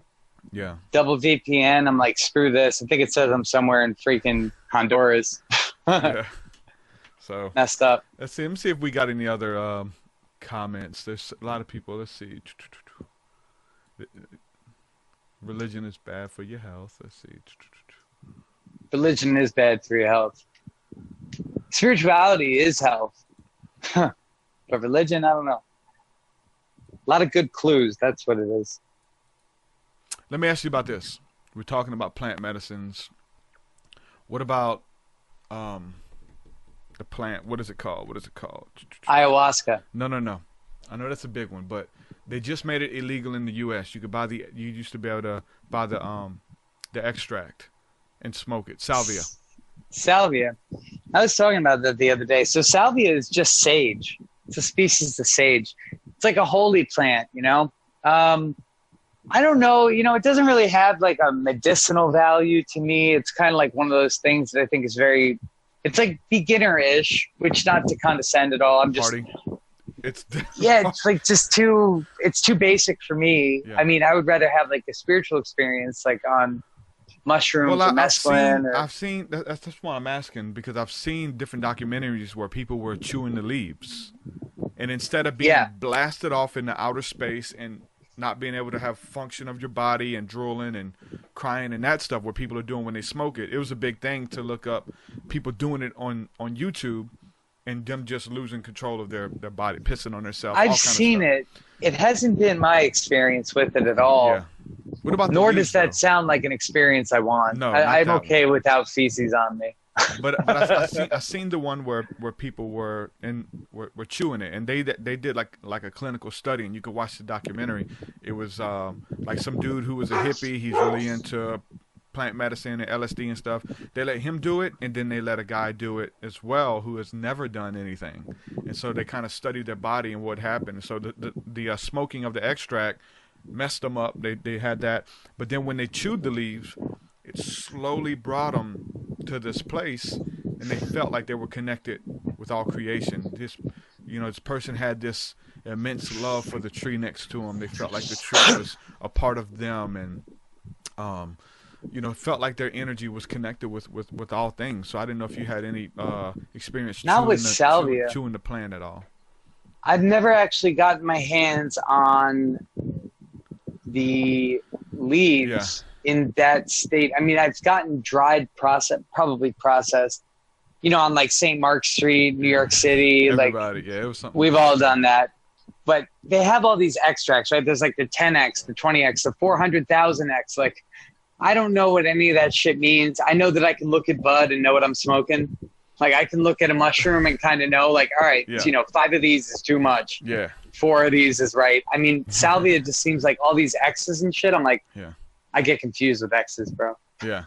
No, definitely. So with the rapé, how much is good? I heard just a pea size. Yeah, it's like, it depends what you're going for. Sometimes, for a really grounding experience with the yopo extract, it's like 2 pea size portions, 1 for each nostril. It's traditionally applied in both nostrils. That's the way the medicine is. So you do 1 in one nostril, 1 in the other. Yeah, 1 in one and 1 in the other. Yeah. Same amount to balance the masculine and feminine energies inside. About a pea size amount is about right for each nostril, in my opinion. But some people will do more, some people will do less. Yeah. So what about the ayahuasca, man? What's your experiences? Bro, I didn't do ayahuasca. I haven't done it. I'm around retreats constantly. Yeah. Ayahuasca is I got a big fucking ego, bro. I'll be the first one to admit it. I am not some fucking holy man walking earth. Yeah. I'm just an asshole who sees things completely fucked, and I'm just trying to do something about it like everybody else. I'm no different. But my ego is out of control sometimes. Ayahuasca is like an ego drug, bro. Yeah. That it'll put you right against your ego, and I'm too much of a pussy to face that right now because I know how big my ego is. I'm gonna get my ass kicked, bro. Yeah. So I don't know about that. A lot of people fear it because you do have to face that stuff. You have super powerful medicine. Even with the mushrooms, like whatever you've been suppressing from a child, it's there now. You have to deal with it. Like, yeah. If you hate yourself, if you think you're ugly, if you think you're overweight, there's been some beautiful stories come out of it, man. I got a buddy of mine, Drew Gower, I'll give him a plug, has hashtag no days off. He was close to 400 pounds. He's the one who got me into my first dose of psilocybin and my second one as well. That was a life-changing experience. And so he went on. We did these little retreats together, man, and we had these heart-to-hearts, man. And there was an instance where we walked outside and walked back in, and we had to pass these mirrors. And he looked at himself, and I grabbed him. I said, "Hey, man, look in this mirror, dude." Because we're in bliss, man. We're connected with each other, with God, and you know what I'm saying. And I said, "What do you see?" And he's 400 pounds. You know what I'm saying. He's like, "I see somebody who's blah blah blah blah blah." You know, but on the inside, man, there's love and there's light, man, and you're perfect. You know, and I had the revelation of like, he was really big, right? But inside of him was something beautiful, right? And then we look at like a lot of people who are going out clubbing. On the outside, they're sexy, they're made up, they look perfect, but on the inside, there's demons living, right? You know, they're fucking broken as shit, bro. So anyway, that good look shit is nothing. Dude, it set him on a journey, man. And it's not all the time instantly, man, but it sparked something within my buddy Drew, man. He's already lost 100 pounds. Hashtag no days off, man. That's what the medicine did for him, man. It showed him, and it'll give you it's weird because the medicine will give you steps. You can, you're communing with God and the angelic forces, and they say, look, this is what you need to do. I know what you want, and it's already within you. This is what we have to do to birth it. Do this. Quit smoking. They'll step by step give you everything you need. Stop cursing so much. Stop doing this. And I'm going to put you on platforms that you have to get things out of yourself that until once you deal with this stuff, I'll give you the platform. I will open up the world to you. I have things for you. And it's like, yes, sir. Yes, thank you. And they're giving you the guidelines. Write it down and you come out of that state like, damn. I'm ready, man. I'm going to address these issues. They showed me that, even if I don't, they still love me. It's still all love, and I am loved. And that love is what empowers you to deal with the bullshit. The love, to know that you're loved, man. Dude, like, when I went on the, like the really deep encounter we had on the Hero Dose, I was with a bunch of Christian guys, man. And some of them, it was their first time taking it. And I had never done it that Hero Dose. We were listening to Christian worship music, man. Just in adoration of how beautiful God is, man, and the love that we felt, man. Dude, it was an otherworldly encounter, man. Just to like, we all know that we're loved and God loves us and Jesus loves you, but when you actually get to feel that love, feel it, body, it's like sunlight. And you don't need to be on mushrooms to do that. You don't need to be. You just get quiet. You get in prayer and ask for it. Ask for the Holy Spirit to come. God, let me feel your love. And dude, it's a day. Like, I have to go to that place daily. Like, especially when I get crazy headed and life seems to be overwhelming me and questions come up.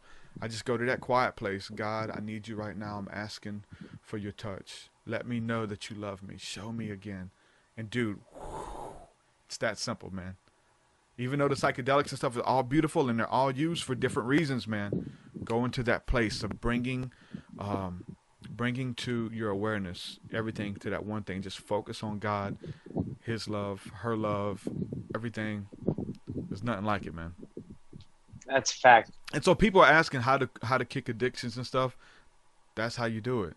Like, you just get in that place of love, and I am loved, and know that you don't need anything outside of yourself. All these things are good. We're not knocking it, but you don't need it. Like, you have everything. No, you don't need anything. Because what's the scripture say? The kingdom of heaven is within you. It's within you. You don't need anything that they're selling you. You don't have to go anywhere. You can simply close your eyes, get into a prayerful state, Kundalini yoga, whatever your spiritual practice is. Just know that the saints and the disciples and Jesus regularly went in and out of trances. They were definitely about the trance state. The words in the Bible.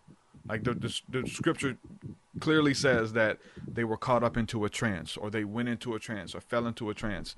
How do you fall into a trance?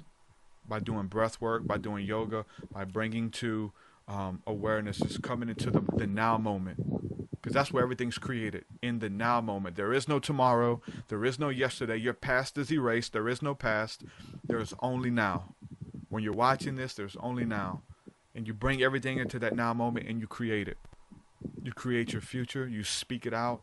And that's where the power is, man. That's why people like Eckhart Tolle are making millions of teaching people how to come into this powerful now moment. He's fucking brilliant, huh? Yeah, man. He is a smart man. Yep. So yeah, that's the beauty of it, man. What are your experiences? Because I know you say you know what I'm saying, you follow Jesus. Have you had any like encounters with Jesus or with the Holy Spirit, man? Oh God, when I woke up, I was so broken. I didn't know what to do. The world, I seemed to be on a different timeline. I don't know if this will make sense to anybody out there, but I was looking at a reality where I was seeing Iran go to war with Israel right then. It didn't happen where I am now, but in the reality I was in before I was in this one, Iran and Israel were going to war. So I was praying in my shower. I just like fell down and I was praying to Jesus. I was praying to the Mother Earth, and I was crying and crying. And I had this experience. All my breath left me. And when I breathed in, I had a new consciousness, a new thought process, there was something different inside of me, or I was stronger. Yeah. Quite the experience. I felt alive and aware, and I could see the world, and I could see the infinite worlds that there are coexisting with this one right now, because it's all consciousness. So I had then an understanding of how things work. That night I had this experience where I could see how time worked, how it was infinite layers of existence. We move in it based on vibration and frequency. The highest vibration is divine truth or love. The lowest vibration is fear. And we vary between those scales. And time is a reflection of the fear or the love that's in our life. When you're unhappy, things go slow. When you're vibrating high, things move fast. And as you vibrate higher and higher, you come closer to a singularity of being or isness. And that vibration is where you can stay to create the world around you from the present perspective of now with love. That's good. That's good, man. It's so tied in with the breath, with the prana, breathing in, the peace. Even in the scriptures, it says that Jesus breathed upon his disciples, and they received the Holy Spirit when he breathed upon them. The word spirit is in Hebrew the word breath. Pneuma, breath. That's the spirit. Yeah. So we breathe in, man, and that's something too. Just by coming, just get out of autopilot, bring to your attention, your awareness, take that breath, man. Breathe in that strong breath. And at the top of the breath, dude, I get a tingling sensation at the top, and it's the Holy Spirit. Like I can literally feel that. Yeah, peace. I get it in my crown, right? Yeah, dude, I feel it here, then it just goes throughout my spine, just like I feel it. It's that peace, and you have that within you, but you have to slow down and bring to awareness, man, the time, and just take the time to do it. Most of us don't. We're on autopilot all the time, man. Oh, me too, bro. I know. Life, you know what I'm saying? Definitely. What the fuck happened? I was a kid playing in the mud. I had my pockets full of frogs, and now I'm doing this. What happened? I know. Where did the job part come from? I wasn't ready for that. Yeah. It's hard for me because I've had so many awesome childhood experiences, and so free and no bills and no worries and stuff. So it's hard for me because I try to live in that moment. You know what I'm saying? But it's like, no, I have to like come back to the now, you know, instead of keep, thinking about stuff that happened in the past that was so beautiful. I have to like create a future or bring in something beautiful to the now moment with my daughter, with my family, with my fans, my music, or whatever, right? To kind of bring. You got any dogs, bro? I do. I got a couple dogs. Aren't they the shit? Dogs crazy, are great, man. bro. I love them. They're crazy. What do you have? Pits? No, no. I got two mixed, like Chihuahua and Feist mixed, two little guys, and I got a huge husky and wolf mixed. Love it. I He's love huge. Huskies. Yeah, they're super smart and super active too. Yeah, it's crazy. But they're man. smart like what? Yeah. And they're conniving little fuckers too. They will piss you He off. tries to escape all the time, man. He likes to go on journeys and stuff. He'll escape, They do that. He'll escape and go through the swamps and stuff, dude, and come back full of. He'll be chasing boars down there, like big boars and stuff. He's chasing them through. It's nuts. I Where you down live, there- Tennessee? No, I'm in Alabama. Alabama. Yeah, dude, I went down there to try to get him. He was in a swamp, and I hear him barking at something crazy. And all of a sudden, it's freaking. I just see the bushes being knocked down. He's like chasing boars and stuff through the swamp, dude. And I'm like, wow, them things will kill you, man. You run up on a boar. Oh yeah, kill no, you, I've man. seen them. Yeah, They're about a 800 warthog. pounds down there Some- too. oh You guys my got God. massive ones. They're huge. You can't pick them up. Yeah, There's no way. I've seen a 1,200 pound one shot once, and it might have been Tennessee. I used to work for the city, and we had to go pick one up on side the road because somebody shot it or hit it with a car or whatever. But I had to go pick it up, man, and there was no budge in it. I was like, "What is this? It's like a cow. It's like a huge cow with freaking husk, you know?" Yeah, it's crazy, right? Dude, it was huge, and yeah, there's no way you can just pick it up and put it on. We had to like try to roll him on the truck, man. It was insane. Sounds like a smelly ass mess. I had to go. There was a lot of times like that. I used to work with inmates, and we would go get inmates from the prison and bring them back, and we do all types of stuff in the city to cut the grass and weed eat ditches and stuff like that. And they would always call me when there was like all the hunters.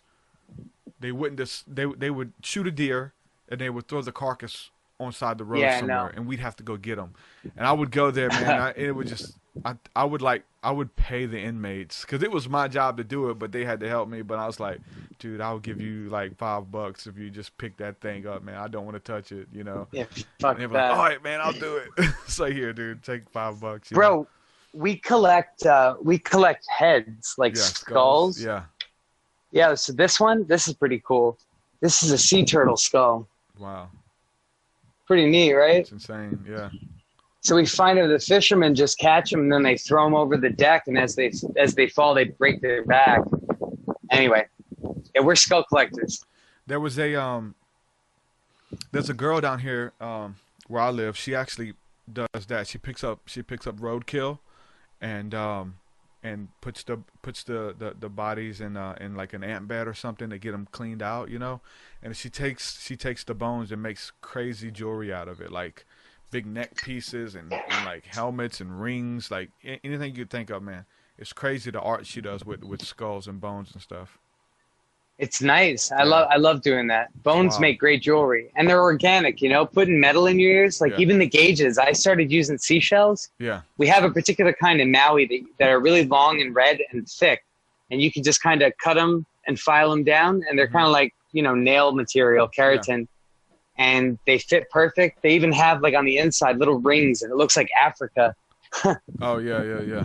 I've got some pretty dope ones. Mine are acrylic though. I had some wooden ones. I had like wooden ones with the Mayan symbol or whatever it was. The sun, right? The calendar. The calendar. Yeah, I had that. That was dope. It was so funny. Like I would walk around because it was brown, and people were like, "What you got, Lynn? What's that? An Oreo symbol?" Looks like good though, right? The wood looks fat. No, I love it. Yeah. And then other people would see it and be like, "Oh, what is that? The Mayan calendar?" Yeah. That all worked out, didn't it? Yeah, right. The 2012 thing, you know. I was like, come on. Yo, it kind of did work out, man. Yeah, but like people like David Wilcock, which I love David Wilcock, but he marketed the hell out of that, and that the world was. What did he say? The world was going to end? Everybody did. Yeah, the world. I mean, it kind of did end. I think our third density ended. Mm-hmm. Yeah. I think we went more into a reality of creation with thought. Huge awakening going on from that moment, right? Man. Huge awakening. It was like that's where I really woke up. Mm-hmm. I was sitting in a jail cell in Denver, Boulder, Colorado, maybe, and it was 2012, and I was like coming off heroin and crack and meth, and I was all fucked up, and I just like had an awakening while I was there. It was like things I knew I had to get out, and then since then everything's been quite interesting. Yeah, they always are, man. Everybody in the chat room having dialogue. If you guys have any more questions, let me know. Even if you already asked it and I didn't see it, just post it again, man. Yeah, be sure for everybody to, if you're enjoying this channel, if you're enjoying this interview, be sure to subscribe. Give it a thumbs up if you want to see Corey back on as well, man. Let me know. Let me know if you guys are enjoying this interview. Leo, I'm trying to see what my buddy Leo's saying. He's got a, okay, he's,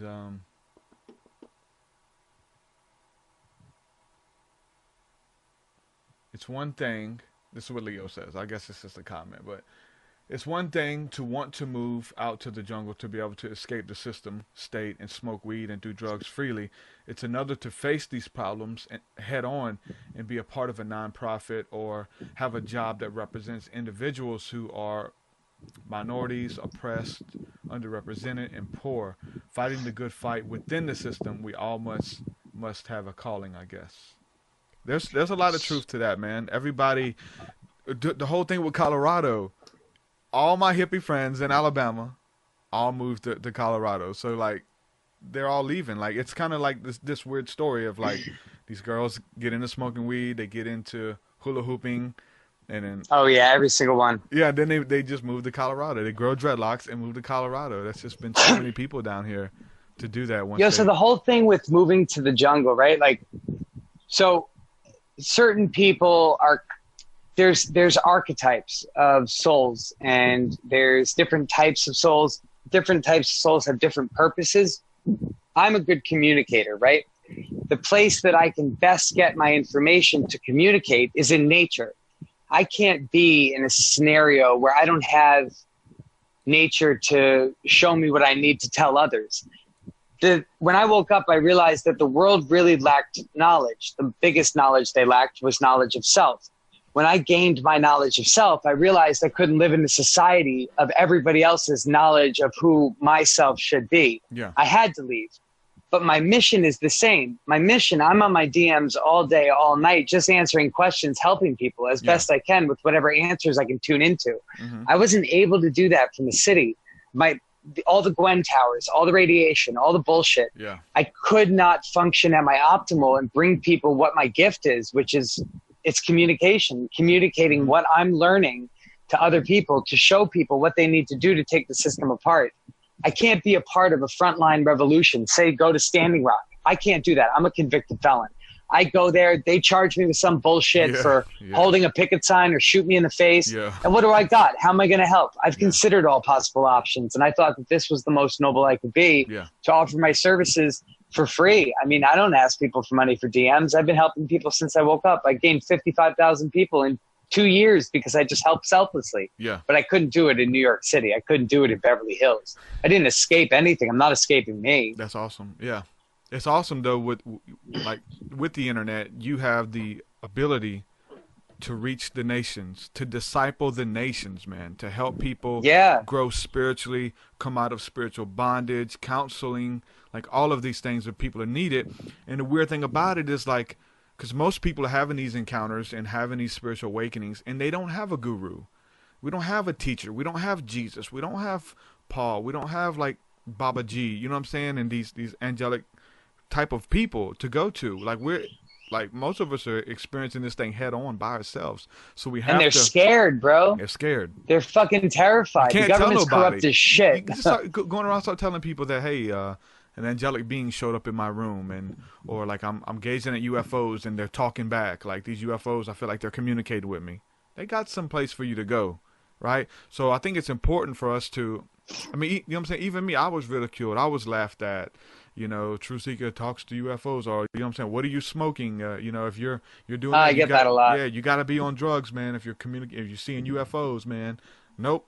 We've made it a point to have no alcohol, no beer, no weed. I tell them no weed, no nothing. I don't want it to it's better. And have an encounter and be like, oh, you guys were drunk, you guys were hallucinating or whatever. You know, for CE5, you can't even be fucked up because the density of the beings you're communicating with are above fourth density. They're not interested in communicating with somebody that's on a second plane of existence. It's you. They have nothing to say to you. You can't even reach that state on alcohol. It's impossible. Yeah. So they call it spirits. It's called spirits for a reason. It doesn't bring on the good ones. Yeah, it's so crazy. Like, even there's like liquor stores around here called Bacchus. in the Bacchus, it was like it's like this like crazy goddess worship of like revelry. You just get drunk and plastered and roll on the ground and all kind of stuff. And there's stores named after like these gods and stuff, man. Who are sounds like possession to me, bro. It is, man. It's so crazy. Like, it is. I do enjoy alcohol from time a good to time. Possession. Yeah, I do enjoy a good possession. I do. You know, it's nice. I got a friend of mine. He's like, the Bible says to test the spirits, to test drive them. Oh my God, test drive them. Fuck that. I don't want anything. Yo, you've been encountering, or when you first started meditating, you encountered demons, right? Yeah. Early on. Yeah. Right. On. Me too. Okay. Yeah. Because I don't anymore though. That's the. They guard the temple gates, you know. I think that's a pretty normal experience. It is, and it's like early on. I think like what you're saying, like is whatever level you're vibrating at, and you're gonna meet it. You're gonna meet it. I think even maybe, and I'm not saying this as an expert, but the whole bad trip thing, like if you're doing a lot of bad stuff and then you just show up in the middle of the spirit realm to see what's around you, it sucks. You really do find out what's around you, man, and some of that stuff could scare the hell out of you. But once I changed my life and started trying to be a good person and helping people and having angelic communication, when I do that practice, it's all been beautiful. I haven't had but back early on, no, I was getting possessed, dude. I brought spirits to my reality. Oh, it happened to me. Can I tell you a story real quick? Go ahead, man. Definitely. Yeah, I took some acid one night in Maui. Okay, I laid down on the ground. I maybe took a little too much. This is a common theme in my life. I'm always over tripping or whatever. I laid down on a Maui centipede, which is exceptionally painful to get bit by. Damn. The fucker bit me right on the chest, right? And I had everything just kind of get erased from reality. And there was a demon there. Yeah. Okay, it was in this house that I was staying at. Turns out, after the trip, I found out that I was on a place that they used to sacrifice people who broke the laws of taboo back in the indigenous cultures of the islanders that had come there. So I actually had an experience where I was physically attacked in a trip by a demon. I got picked up and thrown across the driveway. This was a very real thing, and I'll never be able to explain it so it makes sense. But it turns out that everything I saw on this trip was actually taking place at this place in an earlier part of my reality. I got in my car and tried to drive. Tried to drive away from the trip like a maniac. Yeah. Oh my God, it was so bad. I parked my car in the middle of the road and I got out and I hitchhiked back to the place I was staying. It was the scariest experience of my life. There were babies nailed to trees. I mean, it was crazy. Yeah. It was horrible. The best trip of my entire life because I learned so much about myself. Yeah. Even with the bad trips, yeah. The bad was the best. Yeah. Because it showed me what I'm not to be afraid of anymore. I've only did LSD once, and it was as a teenager, just being out there head first. I did it at church. Nice. How'd that work out? It's shitty to be inside on a Sunday. God's got nothing good to say about that. He wants you in the sunlight. Yeah, it was insane. I shouldn't have did it. You know what I'm saying? People knew I tried to go take the microphone away from the pastor. Like I didn't. You know probably where had something better to say. You were on acid. Hey, it was weird. And people it makes sense though. Transforming into those like, Rob Zombie paintings from like White Zombie. The ears are dripping acid and melting, and they turn into monsters. And I'm like, whoa. I've seen them. Yeah, so that was my only experience with that. But honestly, that's how church looks to me if I go in on any day. Because you can completely see in the sober. and you can see in the spirit like what these people really look like and stuff. I'm like, fuck this. No, your fancy jacket is not going to buy you out of hell. Oh yeah. As people, somebody said, man, this is deep, but we had a visitor at church years ago when I went, and they told the guy who led me to Christ, they pulled him to the side and said, you guys are in here dancing and singing and praising, and you guys are so deep, so spiritual. You guys know things about people. You're in tune with the spirit realm and the spirit of God, but you cannot discern that you guys have pedophiles and child molesters in here, and your kids, you're letting your kid, there's this weird trust, and you're letting your kids run around, and your kids are sitting in these guys' laps, and these guys are crazy, right? Convicted child molesters, and your kid is sitting in this guy's lap. Like that's a fact, you guys are so spiritual, but you can't discern these guys and what's going on. And so that's why I walk right out of church. Yeah, I'd probably get hit by a lightning bolt if I went to church, because whatever God they're worshiping in that church is not the one that I know to be. I fully agree. That's not my savior, bro. Man. Fuck that. It's so weird because like what I say is that a lot of those people I'm saying this about myself, is we have a genuine encounter with God. You have an encounter with Jesus, with the creator of the universe, the God that made all of existence. Right. He reveals himself to you. He changes your life in an instant, in a moment. And then you go to church to try to maybe recreate that or cultivate that relationship. And then you have to deal with dogma. You have to deal with lies. So you take one burden of addiction. You kick addiction. You kick being judgmental. You become brand new. You become born again, what the scripture says. But you throw off that bondage to only receive and trade it for some more bondage. Yeah, and you don't know because you think that these people are walking in the light, and it's see so them bad, like bro. False prophets. Yeah, you kind of see them like maybe a lot of people see the government, like these people who have your best interest in mind, and there's no way that this person can have ill intentions, right? This person can't be money hungry. This person can't be on a power trip or ego trip. This person can't be. At least Donald Trump shows us that we're money hungry, pussy grabbing on a power trip, orange spray painted lizard motherfuckers. Yeah, so you can't say anything about him. He's kind of like, you can't even argue with that. Yeah, you're a fucking American. Okay. It is weird though because the right wing conservatives, they vouch for Donald. Like he is, because they have to vouch for the right wing choice, right? Anti-abortion, whatever the case is, pro-establishment or whatever, God, right-wing. So they vouch for Donald Trump because he's the only option that they have. So they have to pretend. How did we ever get into a predicament like that, where those were the best to... Yeah, they pretend like he's a good guy. Instead of calling him out and saying, you know what, the system is bullshit. They're both evil, which right. I think most of us know that. But the right-wing conservatives are like, nope, he's a good guy. He's the person who God has ordained for this hour. Are you insane? Are you fucking kidding me? He's the person God has raised up. Like, no. Come on, guys. You guys have to wake up. Like, there's so many Christians and so many pastors who, not that I look up to, but that I say, okay, I like you. I like what you're about. You lose all credibility with me now. Because you're vouching for this devil? No, you lose all credibility to me now. All of it. All of it. All of it. Like Bernie Sanders. Okay, look, the guy had like a good thing to say. I don't believe in any voting. I don't believe in voting for anybody as president. Period. I think that nobody, and I think Jesus would say the same, nobody's more fit to rule over yourself but you. Yeah. Like you give your power away, you're going to get exactly what the energetic decision dictates. No, that's what somebody has power over you. That's what the early story in the Bible was about. Was about that the people were begging God for somebody to come and rule over them. He's like, no, like it's like an anarchist system. Like you guys govern yourselves. Look to me. I'll lead you. I'll guide you. They're like, no, we want somebody. Give us somebody. And they gave them this wicked demon-possessed ruler, Saul. I said, okay, if you guys want somebody that bad, I'm going to show you how it's like to be ruled by somebody who is the embodiment of everything bad.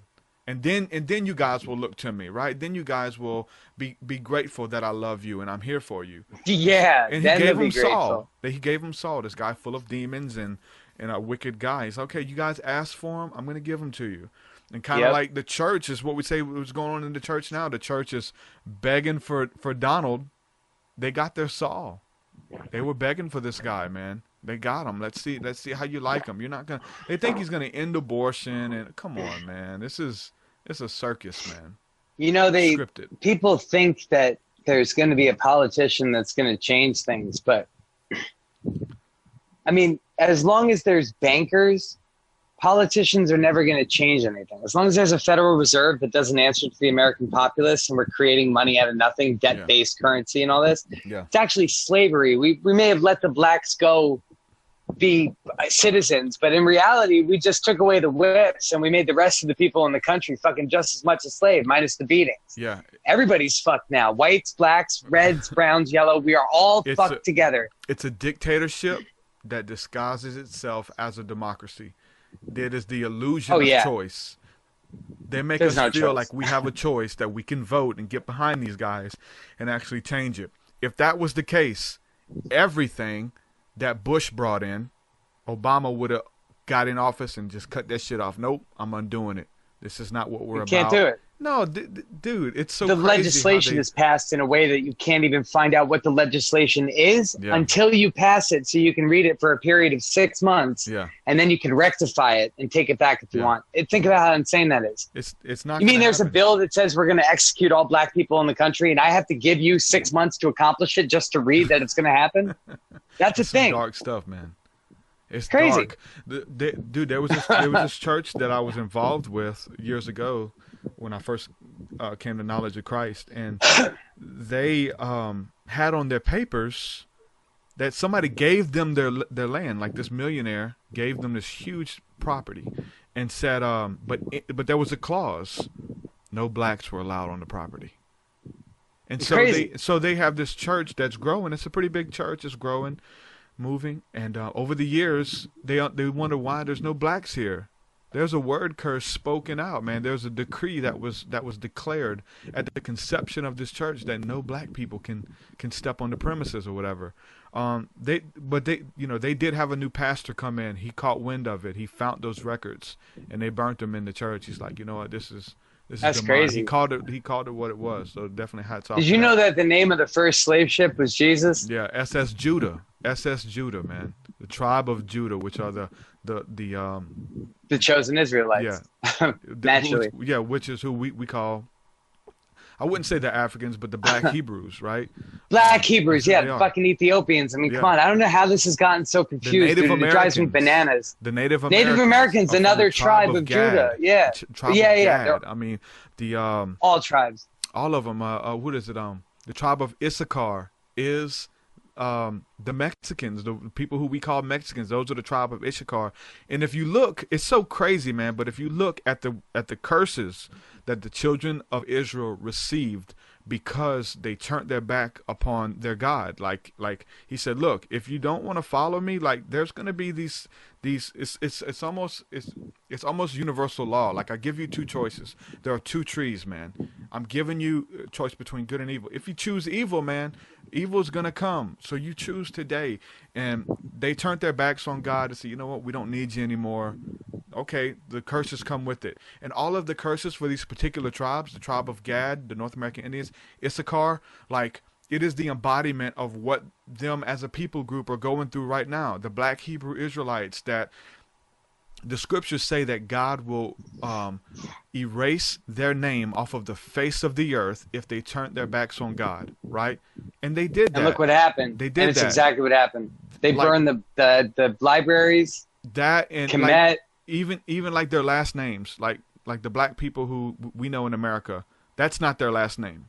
Their last name is not Washington. Did you ever think that these Africans in America were fucking living here? What are the odds of these? A lot of them were. I don't think that. What about the slave ships? Like, I don't think that all of these Africans in America came from Africa. I think that a lot of them were indigenous to America. Yeah. Well, I'm not getting the vibe that there's even like truth to. I don't know. It just seems all fucked up. I think that this place got conquered by people who then erased the history of all the people who were here.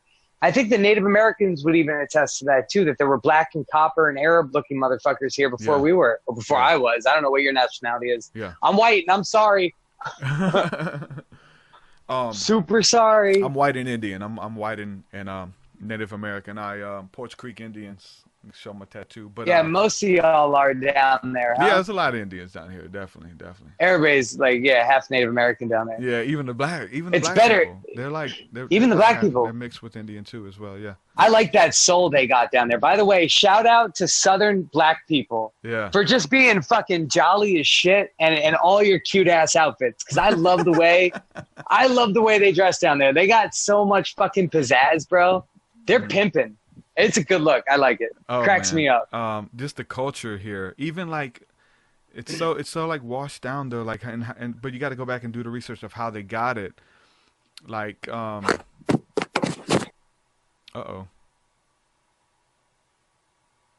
even the if you do the research on how like in the South, like the big thing is eating chitlins and pig feet for you know what I'm saying, a lot of black people, that's what they eat.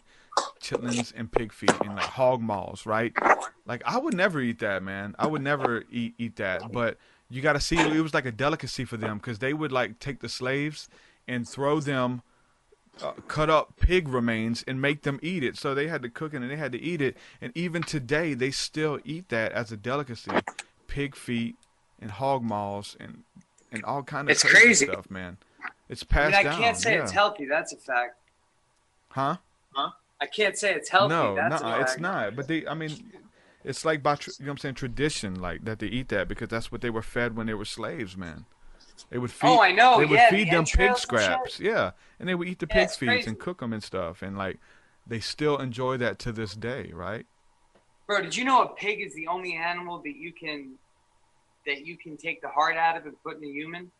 Yeah, pig hearts. Yeah. And if you think about the concept of as above, so below, as within, so without, it's almost safe to say that the heart is like where Christ consciousness lays, right? Mm-hmm.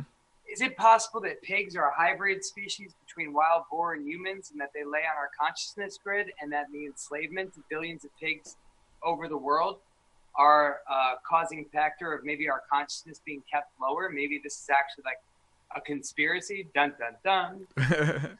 Well, like the dolphins or something. That like the dolphins, too. They're like here from Sirius and Andromeda. Mm-hmm. They're here to help us. Yeah. That's the constellation I came from. I'm not sure about you or your seed origins. Yeah.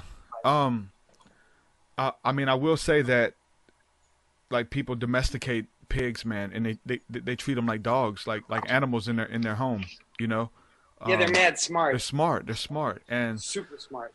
Yeah, they definitely weren't created to be eaten. Even the scriptures tell you that, right? The scriptures talk about. Oh, they do. Yeah, they warn you about pigs. Yeah, like, don't fuck with this. Yeah. Every scripture across every religion, everywhere says, "Don't eat this shit." Yeah. Don't eat the pigs. Don't eat the bottom feeders.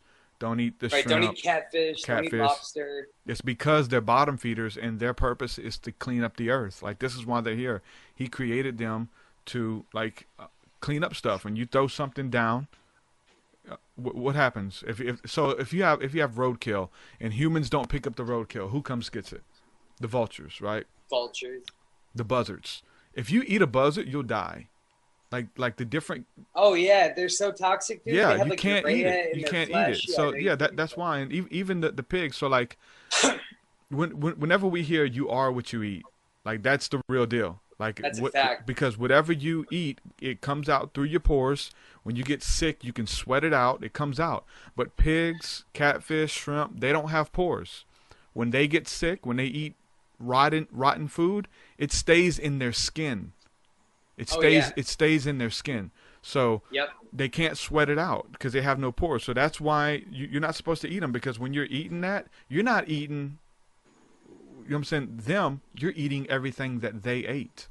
Whatever they ate, that's what you're eating. So catfish, what do catfish eat?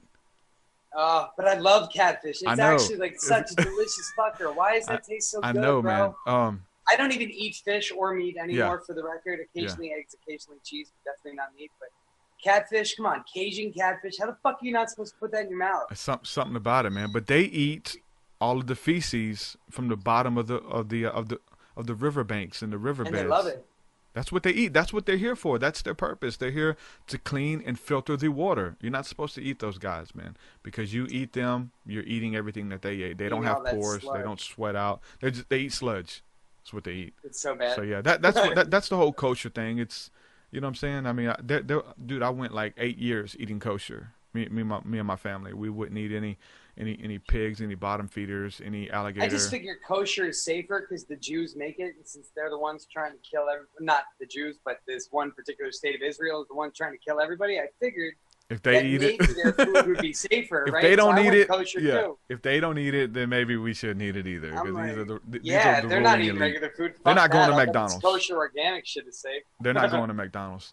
Hey, your mic is a little low, man. I don't know if your hand's over. Bro, it's because my earphones died. Yeah. So I had to take the camera down. Well, dude, we're right over 2 hours, man. I think we covered. I think we covered a lot of topics.